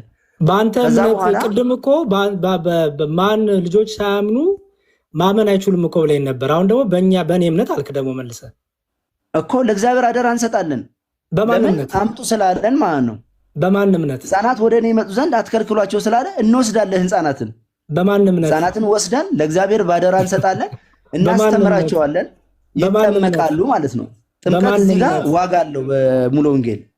በማን እምነት? በእኛ ክርስቶስን በማመናችን በእምነት ወደ እምነታችን አምጧቸው ብሏል ክርስቶስ። እንወስዳቸዋለን። ያንተ ቅድም እኛን ኦርቶዶክሳውያንን ህፃናትን መቼ ሳያምኑ አጠመቃችሁ፣ ሳያምኑ ወደ እግዚአብሔር አመጣችሁ ብለህ ከሰስከን አይደል እንዴ? አይደል? እንደዛ ይኸውልህ፣ ህፃናት አሁን ለምሳሌ እዚህ ጋር ህፃናት ወደ እኔ ይመጡ ዘንድ አትከልክሏቸው ሲል አጥምቋቸው እያለ ነው። ወደ ጌታ የምታመጣቸው የምታገናኘው ይሄን ጠይቅን፣ ይሄን መልስልኝ። ህፃናት ወደ እኔ ይመጡ ዘንድ አትከልክሏቸው ሲል አጥምቋቸው እያለ ነው ወይ? ምክንያቱም ይኸው ከጌታ ከውሃና ከመንፈስ መጎል ስላለባቸው እሱ ሌላ ነው። እሱ እዛ ጋር የሚያወራው እሱ ለአንተ ነው ጴጥሮስ፣ እሱ ለአንተ ነው። ውሃ ባየ ቁጥር ጥምቀት ነው ለእኔ ችግር የለውም። እኔ ያሳያለሁ ጥምቀት እንደሆነ። እዚህ ጋር ህፃናት ወደ እኔ ይመጡ ዘንድ አትከልክሏቸው አለ። በምንድን ነው መንግስተ ሰማያት እንደነዚህ ላሉት ናትና ሲል ነው የምልህ። አንዴ ታገሰኝና አስረዳኛ ጴጥሮስ እያለ ነው ወይ እዚህ ላይ በምንድን ነው አንተ እኛ ይኸውልህ የኔን አቋም የእኛን ትምህርት ነገርኩህ። እኛ ወደ ክርስቶስ አምጥተን ከክርስቶስ ጋር ህብረት እንዲኖራቸው በጥምቀት አንድ እናረጋቸዋለን። አንተ ግን በአንተ ቸርች ስማኝ፣ ቆይ አንዴ ጴጥሮስ ትምህርትን ንገረኝ። ወደ ጌታ አምጥተህ ከጌታ ጋር እንደምታረጋቸው በምንድን ነው? እኔ በእኔ እምነት እኔ ባመንኩት እምነት ህፃናት ወደ እኔ ይመጡ ዘንድ አትከልክሏቸው ስላለ ወደ እሱ ወስዳለሁኝ ባለኝ ባዘዘኝ መሰረት ለእግዚአብሔር አደራ እሰጣለሁ። ከዛ በአንተ እምነት ማለት ነው ይጠመቃሉ። ከዛ ጥምቀት ዋጋ አለው በዚህ ቤት ውስጥ በአንተ እምነት ማለት ነው። ይሁሉ አዎ አለኝ እኮ ክርስቶስ ካዘዘኝ ምን ላድርገው ታዲያ? አንተ ስታደርገው በአንተ እምነት ችግር የለውም ትላለህ። እኛ ስናደርገው በእኛ እምነት ለምን የምትቃወመው? በእምነት ላይ ያልተመሰረተ ጥምቀት እያጠመቃችሁ ነው። ማን አዘዛችሁ? ማን አዘዘህ? አንተ ልጅ ሳያምን ከጌታ ጋር አንድ እንዴት ታደርገዋለህ? ህፃናት ወደ እኔ ይመጡ ዘንድ አትከልክሏቸው አለ እኮ። ኖ የጠየቁ ልጅ ሳያምን ወደ እግዚአብሔር ቤት ይዤ እሄዳለሁ። ልጅ ሳያምን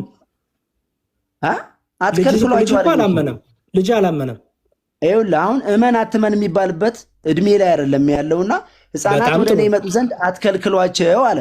በቃ ጨረስን። ጴጥሮስ እያየው እመን አትመን የሚባል እድሜ ላይ አይደለም አልከኝ። ጎበዝ አይደለም። ስለዚህ እኛም ቆይ ስማ፣ ህፃናት ለምን አላመኑም ብለህ መጠየቅ አትችልም ማለት ነው። ለምን እመኑ አትመኑ የሚባሉበት እድሜ አይደሉም።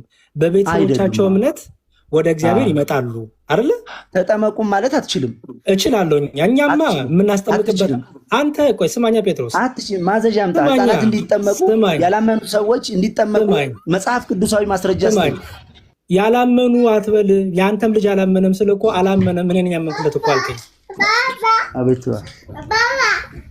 እየጠቀለልን እንምጣ። በቃ ጴጥሮስ አየህ፣ አሁን ልክ ወደ አንተ ሲመጣብህ በእኔ እምነት ትላለህ፣ ወደ እኔ ስትመጣ ልጅ አላመንም ትለኛለህ። አንተ ጋር ስመጣ መልሼ ልጅ አያምንም ግን እኔ አምኜለታለሁ ትለኛለህ። ስለዚህ እንደዚህ አስኬድም። ትምህርታችንን ብቻ ላጠቃልና እነሰሙንም ሌሎችንም እድል ስጥ። ብዙ አፍኛቸዋለሁ። ኦኬ፣ እኛ ምንድነው የምናምነው? ልጆች ወደ ጌታ ይመጡ ዘንድ መብት አላቸው። ጌታ ስላለ ምን ስላለ አምጡ ስላለ። ለምን? የእግዚአብሔር መንግስት ለእነሱም ናትና። ኦኬ፣ ከውሃና ከመንፈስ ደግሞ ያልተወለደ ሰው የእግዚአብሔር መንግስት ሊወርስ አይችልም። አለቀ፣ ፔሪድ። ከውሃና ከመንፈስ የሚለው ደግሞ ውሃ የተባለው ጥምቀት ነው። ሰው ዳግመኛ የሚወለደው ከውሃና ከመንፈስ በሚደረገው በሚገኘው ልጅነት ነው። ኦኬ፣ ስለዚህ ከጌታ ጋር አንድ የምናረጋቸው እኛ በእኛ እምነት ጌታ አምጡ ስላለ ወደ ጌታ እናመጣቸዋለን። ከጌታችን ጋር አንድ እናረጋቸዋለን። ምክንያቱም አንድ የምንሆነው በምን ስለሆነ? በጥምቀት ስለሆነ። ጌታን የምንለሰው በምን ስለሆነ? በጥምቀት ስለሆነ። አዲስ የተጠመቃችሁ ሁላችሁ ክርስቶስን ለብሳችኋል እንደሚል ልጆቻችን ክርስቶስን እንዲለብሱ እናደርጋቸዋለን። ወደ ክርስቶስ የምናመጣቸው ክርስቶስን የምናገናኛቸው በዚህ መልኩ ነው። በማን እምነት? በእኛ በልጆቻቸው። ምክንያቱም ጌታ አምጧቸው ነው ያለው። እኛ አምነን ጌታን ወደ እሱ እናመጣቸዋለን። ኦኬ፣ ስለዚህ በእኛ እምነት የጥምቀትን ያገኛሉ ማለት ነው። ጴጥሮስ ማጠቃለያ ካለ ስጥና እነሰሙና አክሊሉ ይቀጥላሉ። ትምህርትን ብቻ አስቀምጥ። እሺ ፕሊዝ። እኔንም አስቀምጫለሁኝ። ያው መግባባት አልቻልንም። እናንተንም ተረድቻለሁኝ። ምንም የህፃናትን ጥምቀት ህፃናትን እንድታጠምቁ ያላመነ ሰው እንድታጠምቁ መጽሐፍ ጴጥሮስ ትምህርትን አትታኔ። አሁን ቅድም ብዙ ተከራከርን። አሰልቺ እንዳይሆን እኔ አሁን የተናገርኩት ትምህርቴን ነው። ትምህርቴን ተናግሬ ጨረስኩ። እኔም እኮ አቀረብኩ። በቃ ትምህርትን አሳይ። እኛ ህፃናትን ወደ ጌታ የምናመጣው በዚህ መልኩ ነው ብለህ ለህፃናት የምታደርጉትን ነገር ንገረን። በጣም ጥሩ። እሺ ታንኪዩ፣ አመሰግናለሁ። እሺ መጽሐፍ ቅዱስ በሚለው መሰረት ማርቆስ ወንጌል ምዕራፍ 16 ላይ ያመነ የተጠመቀ ይድናል፣ ያላመነ ግን ይፈረድበታል ይላል እና ያመነ የተጠመቀ ይድናል፣ ያላመነ ግን ይፈረድበታል ስለሚል አንድ ሰው ሳያምን ቢጠመቅ እንደሚፈረድበት ስለምናውቅ እኛ ህፃናትን ክርስቶስ ባለም መንገድ የማቴዎስ ወንጌል ምዕራፍ 19 በተናገረው መንገድ ህፃናት ወደ እኔ ይመጡ ዘንድ አትከልክሏቸው ስላለ እኛ በምናምነው እኛም ክርስቶስን ስለምናምን ወደ እኔ ይመጡ ዘንድ ስላለ እኛ በሱ ስር ስለሆንን ወደ ክርስቶስ ይዘናቸው እንመጣለን። ከዛም በኋላ ለክርስቶስ አደራ እንሰጣለን። ከዛም በኋላ በቤቱ ያድጋሉ፣ ወንጌልን ይማራሉ። በቃሉ መሰረት ያመነ የተጠመቀ ይድናል ስላለ ያላመነ ግን ይፈረድበታል ስላለ ያመኑትንም እነዚህ ምልክቶች ይከተሏቸዋል ስላለ በእምነት ላይ የተመሰረተ ጥምቀትን ስለምናጠምቅ ልጆቻችን የዳኑ ናቸው። በመሃል ደግሞ ያለ ዕድሜያቸው ለጥምቀት ሳይደርሱ ለእምነት ሳይደርሱ ቢሞቱ ህፃናት ወደ እኔ ይመጡ ዘንድ አትከልክሏቸው ስላለ ክርስቶስ ደግሞ እኛ ለክርስቶስ አምጧቸው ስላለ አደራ ስለሰጠን ባለቤቱ እሱ ነው። እኛ እዚህ ላይ ምንም አይነት ማብራሪያና ከጀርባው ምንም የምናብራራው ነገር የለም። ይሄው ነው አስተምህሯችን። ያላመነ ሰው ቢጠመቅ ይፈረድበታል። ይሄው ነው። አመሰግናለሁ። ታንኪዩ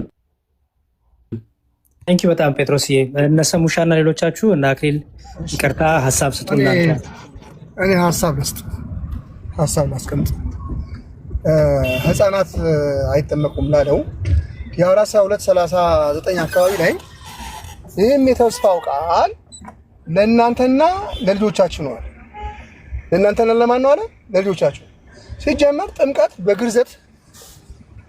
ግርዘት በጥምቀት እንደተተካ በዚህ በቆላስይስ 2:11 ላይ በእጅ ባልተደረገ መገረዝ። አሁን የድሮዎቹ ሲገረዙ ትልቅ ሰዎችም ይገረዛሉ፣ ህፃናትም የ8 ቀንም በቤተሰብ እጅ ሄደው ይገረዙ ነው።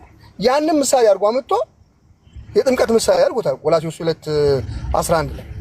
ስለዚህ ይሄንን ቃል አልቀበልም የምትለው በግልጽ የተጻፈ ቃል ነው።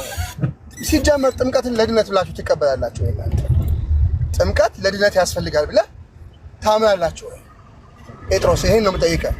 ጥምቀት ያድናል አያድንም የሚለውን ታምናለህ ወይ? እሱ ልጠይቀህ፣ መልስ ስጠኝ።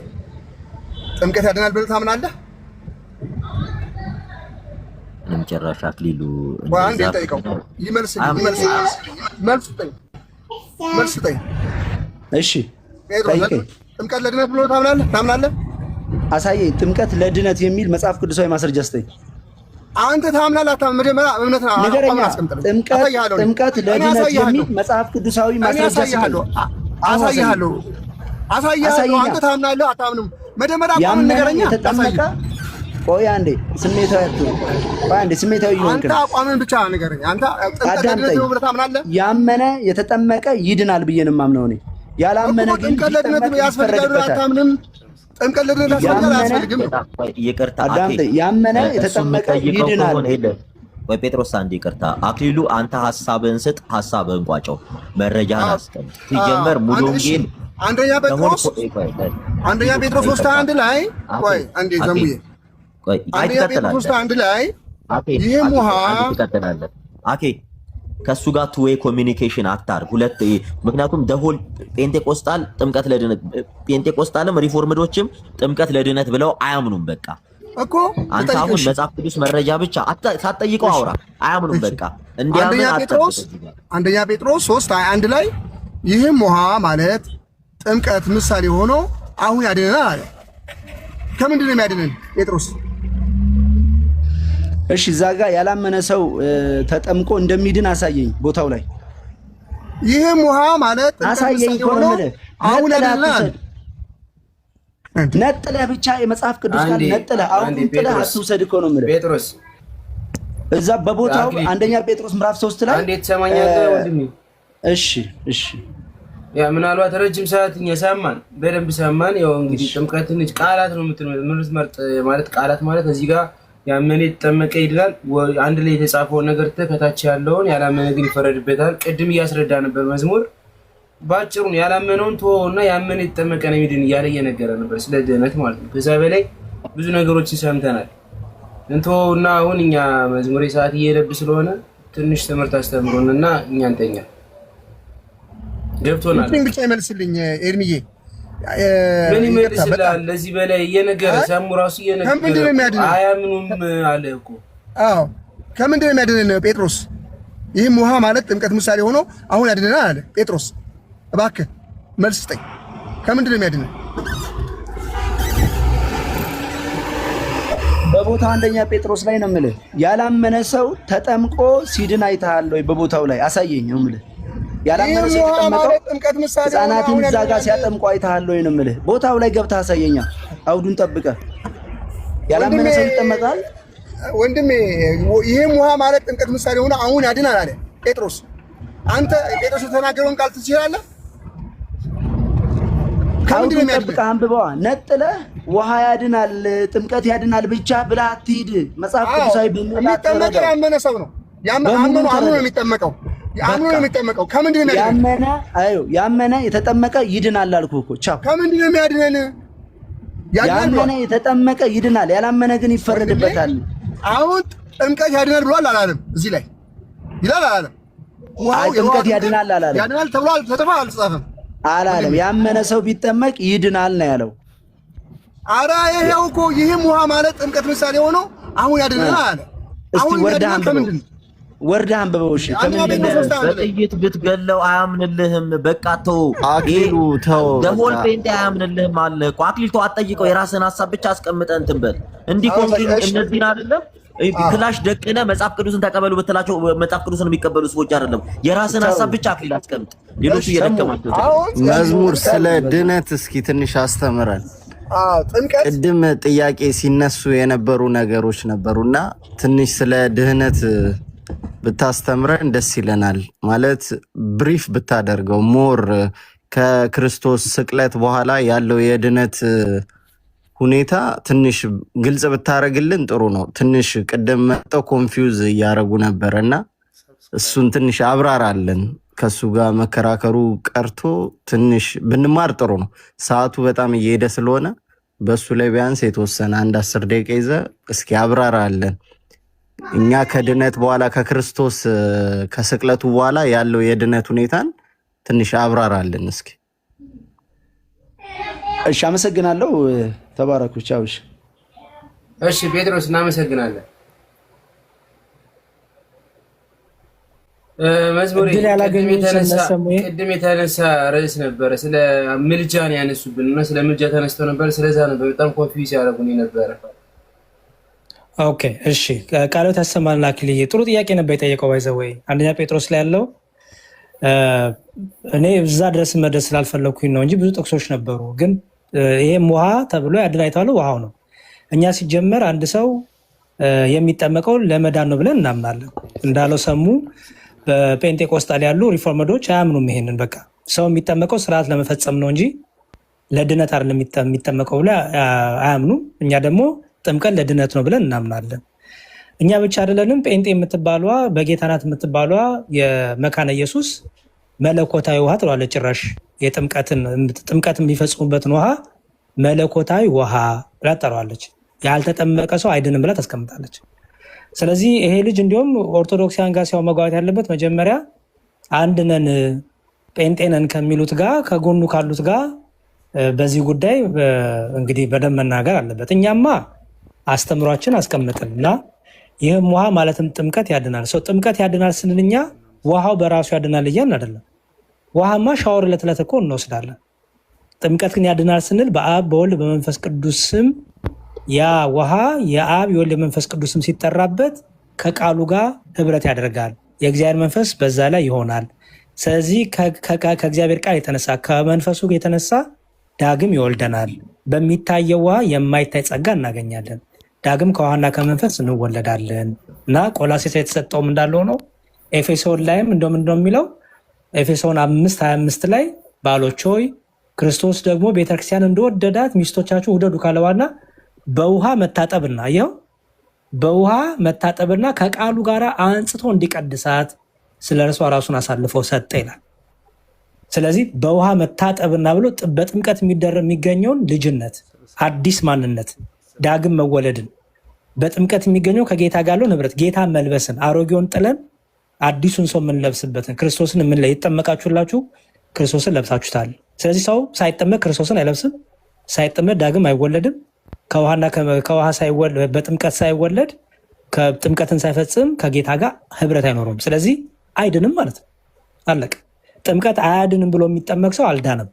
ጥምቀት ዝም ብሎ ውሃ መንቦራጨቅ ነው፣ ስርዓት መፈጸሚያ ነው እንጂ ለድነት አይደለም። ድኜ ነው የምጠመቀው የሚል ሰው ቀልደኛ ነው። ኦኬ ሰው ይህንን በደንብ ማወቅ አለብን። በምልጃ ታወራለህ፣ ላቋርጥህና በጣም ከአክብሮት ጋር በጣም ይቅርታ እናወራለን፣ ችግር የለውም። ከየት ቤተ እምነት ነሽ? ጨርስ። ቴንክ ዩ ወለው ወይም ከሱ ጋር ጨረስክ? የለም እኮ እሱ ቻውታ ብለን ነው የጨረስነው። ከየት ቤተ እምነት ናንተ? ግድ የለም እነግርሃለሁ። ከቅድሙ አስገባኝ እያልኩኝ ነበረ። ስላስገባችሁኝ አመሰግናለሁ። እግዚአብሔር ይስጥልን። እኔ ከፕሮቴስታንት ቃለ ሕይወት ከቃለ ሕይወት ነህ። በጣም ጥሩ። እሺ ሰው ምንድነው የምናደርገው መሰለው ወንድሜ፣ እዚህ ጋር ሰላም ለክ ያሉ አይ ቲንክ መምህር ድል በድል አሉ፣ እነ ሰሙዬም አሉ። እነሱም እድል ማግኘት ስላለባቸው የኔም አስተማሪዎች መምህሮች ስለሆኑ ከነሱ ጋር ደግሞ እድል አግኝተው እነሱም ሀሳብ ውስጥ ያስተምሩን። ከነሱ ጋር ትቀጥላለህ። እኔ ሀሳቤን ልጨርስና ከነሱ ጋር ብትቀጥል ጥሩ ነው። ምን ይመስላል? ጨርስ። ኦኬ እሺ ጥሩ። ስለዚህ የጥምቀትን በተመለከተ ይሄ ነው ማለት ነው። ኤርሚ የትልቁ ነገር መማማሩን ነው። የእኛ አስተምሮ ጥምቀት ላይ ያለው አስተምሮ ምንድን ነው የሚለውን በደንብ እንድትይዞ ነው። ጥምቀት በጣም ብዙ ጥቅሶችን መጥቀስ እንችላለን። ሰው ግን ሳይጠመቅ ከጌታ ጋር አንድነት ህብረት ከሞቱና ከትንሣኤው ጋር በጥምቀት ሳይተባበር የዘላለም ሕይወት አያገኝም ብለን እናምናለን። ታዲያ በመስቀል ላይ የተሰቀለው ሰው አልተጠመቀም ቢሉ ሲጀመር ጥምቀትም አልተሰጠም። በአብ በወልድ በመንፈስ ቅዱስም አጥምቁ የሚለው የተሰጠው ጌታ ከሞት ከተነሳ በኋላ ከማረጉ በፊት ነው። ስለዚህ በመስቀል ላይ የተሰቀለው ሰው እኮ በውሃ ጥምቀት አልተጠመቀም። ሲጀመር ጥምቀት አጥምቁ የሚለው በዛ ጊዜ አልተሰጠም። ስለዚህ ጥያቄው ከመነሻውም ስህተት ነው የሚሆነው ማለት ነው። ሰው ብዙ ጊዜ በቀኝ የተሰቀለውን መከራ የሚያሳዩ ሰዎች ስላየው ማለት ነው። በቀኝ የተሰቀለውም ግን ከጌታ በሞቱና በትንሣኤው ግን በሞቱና በመከራው ግን ተባብሯል። የደም ጥምቀትም ይባላል። ደግሞ መስክሯልም። በመስቀል ላይ የተደረጉ ብዙ ነገሮች አሉ። ወደዛ አልገባም። በምልጃ ዙሪያ ያለውን ሀሳብ ልስጥና ልጨርስ። 3 ደቂቃ ብቻ ይቅርታ መምህሮቼ።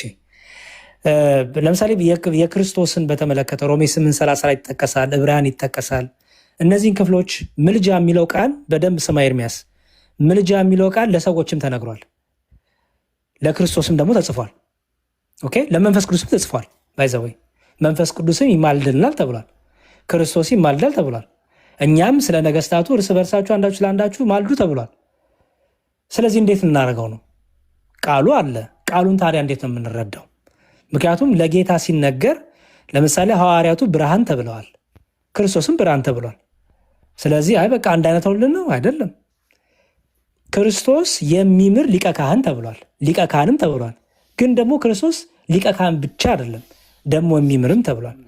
ስለዚህ በአጭሩ ክርስቶስ በሮሜ መልእክቱ ቅዱስ ጳውሎስ ይህን ሲያስቀምጥ ፍጹም የሆነ ፍቅሩን፣ ፍጹም የሆነ ቤዛነቱን፣ ፍጹም የሆነ አስታራቂነቱን መማለድ ምልጃ የሚለው መለመን መጸለይ ማለት ነው። ክርስቶስ ደግሞ በልመና አይደለም ያስታረቀን፣ ቤዛ በመሆን ያስታረቀን፣ መስዋዕት በመሆን ያስታረቀን፣ በደሙ መፍሰስ በስጋው መቆረስ ነው ያስታረቀን። ታዲያ ከአብ ጋር ብቻ አስታረቀን አይደለም፣ ከራሱ ጋርም አስታርቋል። በቤዛነት ወልድ ብቻ ቤዛ ነው። ወልድ ብቻ በስጋ ተገልጧል። ወልድ ብቻ በመስቀል ላይ ተሰቅሎናል። በስጋ አብም መንፈስ ቅዱስም አልተገለጠም፣ በሶስት አካል የምናምን ስለሆነ። በመታረቅ ግን ኃጢአትን ይቅር በማለት ግን የአብም የወልድም የመንፈስ ቅዱስም ናት። ለምን? ኃጢአትን ይቅር ማለት የመለኮት ባህሪ ስለሆነ። ስለዚህ እርቆ የተፈጸመው ከራሱም ከወልድ ጋር ነው፣ ከአባቱ ጋር ነው፣ ከመንፈስ ቅዱስም ጋርም ነው። ቤተ ክርስቲያን ክርስቶስን የአዲስ ኪዳን አስታራቂያችን፣ መካከለኛችን፣ የምትምረው ሊቀ ካህናችን እያለች ሁሌም በኪዳኗ በቅዳሴው እናነሳዋለን። ታዲያ የክርስቶስን ፍጹም የሆነውን ፍቅሩን ፍጹም የሆነ ቤዛነቱን ለማሳየት በዚህ ቃል መጽሐፍ ቅዱስ ተቀመጠ ማለት ነው እንጂ ክርስቶስ እንዲሁ በልመና እንዲሁ በጸሎት እንዲሁ ከአብ አንሶ አብ አባት በመሆኑ ወልድን አይበልጠውም። ወልድም ልጅ በመሆኑ ከአብ አያንስም። ወልድ በስጋ በመገለጡ ከአብ አያንስም። ወልድ ሰው በመሆኑ ከአብ አያንስም። ምክንያቱም እኔና አብ አንድ ነን ብሏል። በቃ አለቀ። ይህ የመለኮታዊ አንድነት፣ ይህ የባህሪ አንድነት፣ ይህ የፍቃድ የእውቀት አንድነት ሰው ስለሆነ የሚቀር አይደለም። እርሱ የአብ ኃይሉ የአብ ጥበቡ ይባላል ኢየሱስ ክርስቶስ። ዛሬም ድረስ ክርስቶስ አስታራቂ ነው እኮ እናለን። ባይዘው ዛሬም ድረስ ኢየሱስ ክርስቶስ አስታራቂ ነው። ምን ማለት አስታራቂ ነው ስንል አንዴ በፈሰሰው ደግሞ ሁሉ ሰው ይታረቃል ማለት ነው። ለምሳሌ አንድ ሰው ካለማመን ወደ ማመን ቢመጣ ይቅር የሚለው እኮ የክርስቶስ ደም ነው እንዴ። አንድ የፈሰሰው ደግሞ ለዘላለም ይቅር ይላል። ለዘላለም